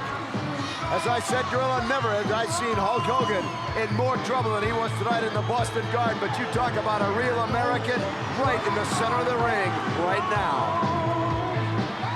And you can bet before this is all over, he'll be thanking the guy upstairs for bringing him through another one. And believe me, this was a tough one. And Hulkamania is still alive and running wild here in the World Wrestling Federation. 20,000 plus screaming fans here. Look at this guy, unbelievable. There's no question the beating he took tonight at the hands of Kamala, you can almost feel him drawing the strength from these Hulkamaniacs. There he goes, thanking the guy upstairs. The true heavyweight champion of the world. An unbelievable specimen, an unbelievable individual. Let's take a look at how the Hulkster put away this giant. And this is well over 400 pounds of Kamala, the Ugandan headhunter, and up he goes. And what goes up must come down at the hands of Hulk Hogan. The patented leg drop of Hulk Hogan right there. Wow. Reaches back, hooks that humongous leg. Referee there to make the count just as Kamala kicked out. But the 3 count was there on the victory. A very impressive one and probably the hardest fought battle in this young man's career. We'll be back. The referee has instructed both wrestlers to continue the match. Champion Hogan going on the way out. Orndoff almost at the door, and That Kevin Bobby, I won the match. It was obvious, man. I should be the world's heavyweight champion. You are the world's champion. Danny Davis was out You're there. the world's champion. I will prove it to you. How? Listen to me. You are the champion of the world, and I will prove it to you. I've never lied to you before, have I? No. And I'm not going to start now. Well, how you going to? I'm going to get the footage of tonight's match. What if your feet touch first? You know it. I know it. The officials know it. The people know it. Hogan knows it. I'm going to Jack Tunney's office. I'm going to sit with him and have him view every frame of that film. It was obvious. And in 1 month, less than that even, that gold will be around your waist. Don't worry. I wanted to spend a little time in the locker room of tonight's challenger for the heavyweight title bout. Bobby Heenan, and you especially, Paul Orndorff. This can't be the way you wanted to start out the What do new you year. mean it can't be the way I want to start it? Listen, I took the fight to Hulk Hogan, brother. I took everything that he had to offer. Wait a minute. He was the one. No, wait a minute. wait No, you wait a minute. He weighed 300 pounds. I weighed 250. Paul. He still remains the heavyweight champion of the world, Bobby Heenan. What? The camera don't lie. Hey, please, listen to me. You're the champion of the world. I'm going to prove it. What are you going to take This is the way to we Jack wanted Tunney? this. What are you going to take to The Toronto? footage of tonight's match to show that his feet touch first. Wait a minute. I was in the arena. I don't Heenan. care about I you, saw pal. it. No one invited you in here to begin with. This is the champion of the world. about that? I will prove it to What you. if Hogan gets a hold of the film and edits it? I've got it. I'm the brain. I've got the film. Don't worry, champ. Good enough for me. Don't worry, champ.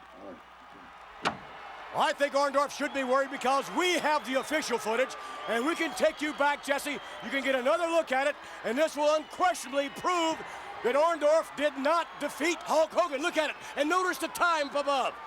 Look at that. Watch the time in now, right there.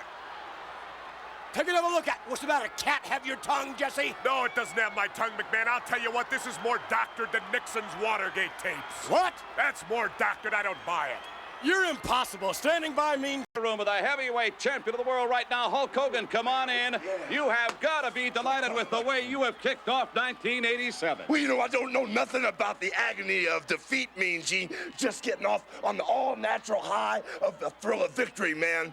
Everybody in this place knew I had Mr. Wonderful beat, and I love it, man.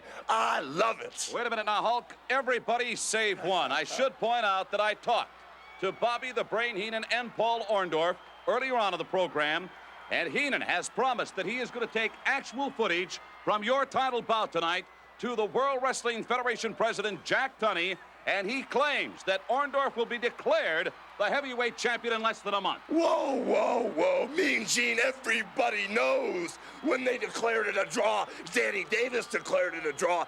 I hit the ground first. Then I went on to beat him again. But you know something, Mean Gene? Maybe if they did run the film backwards, like those old cartoons, man, maybe they showed Paul Orndorff leaping off the ground first. He'd never beat me. Well, I'll tell you what, Bobby Heenan is a very devious individual. I don't believe he can be trusted, and who knows what's going to happen up in Toronto at the World Wrestling Federation President Tunney's headquarters. Well, let me put it to you, Mean Gene, and all those Hulkamaniacs, the way it is, brother.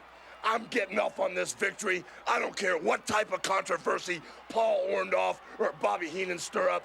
I'm looking forward to the new year, new challenges, bigger and better things, man. All right, Happy New Year to you, champ. Let's wait and see what happens.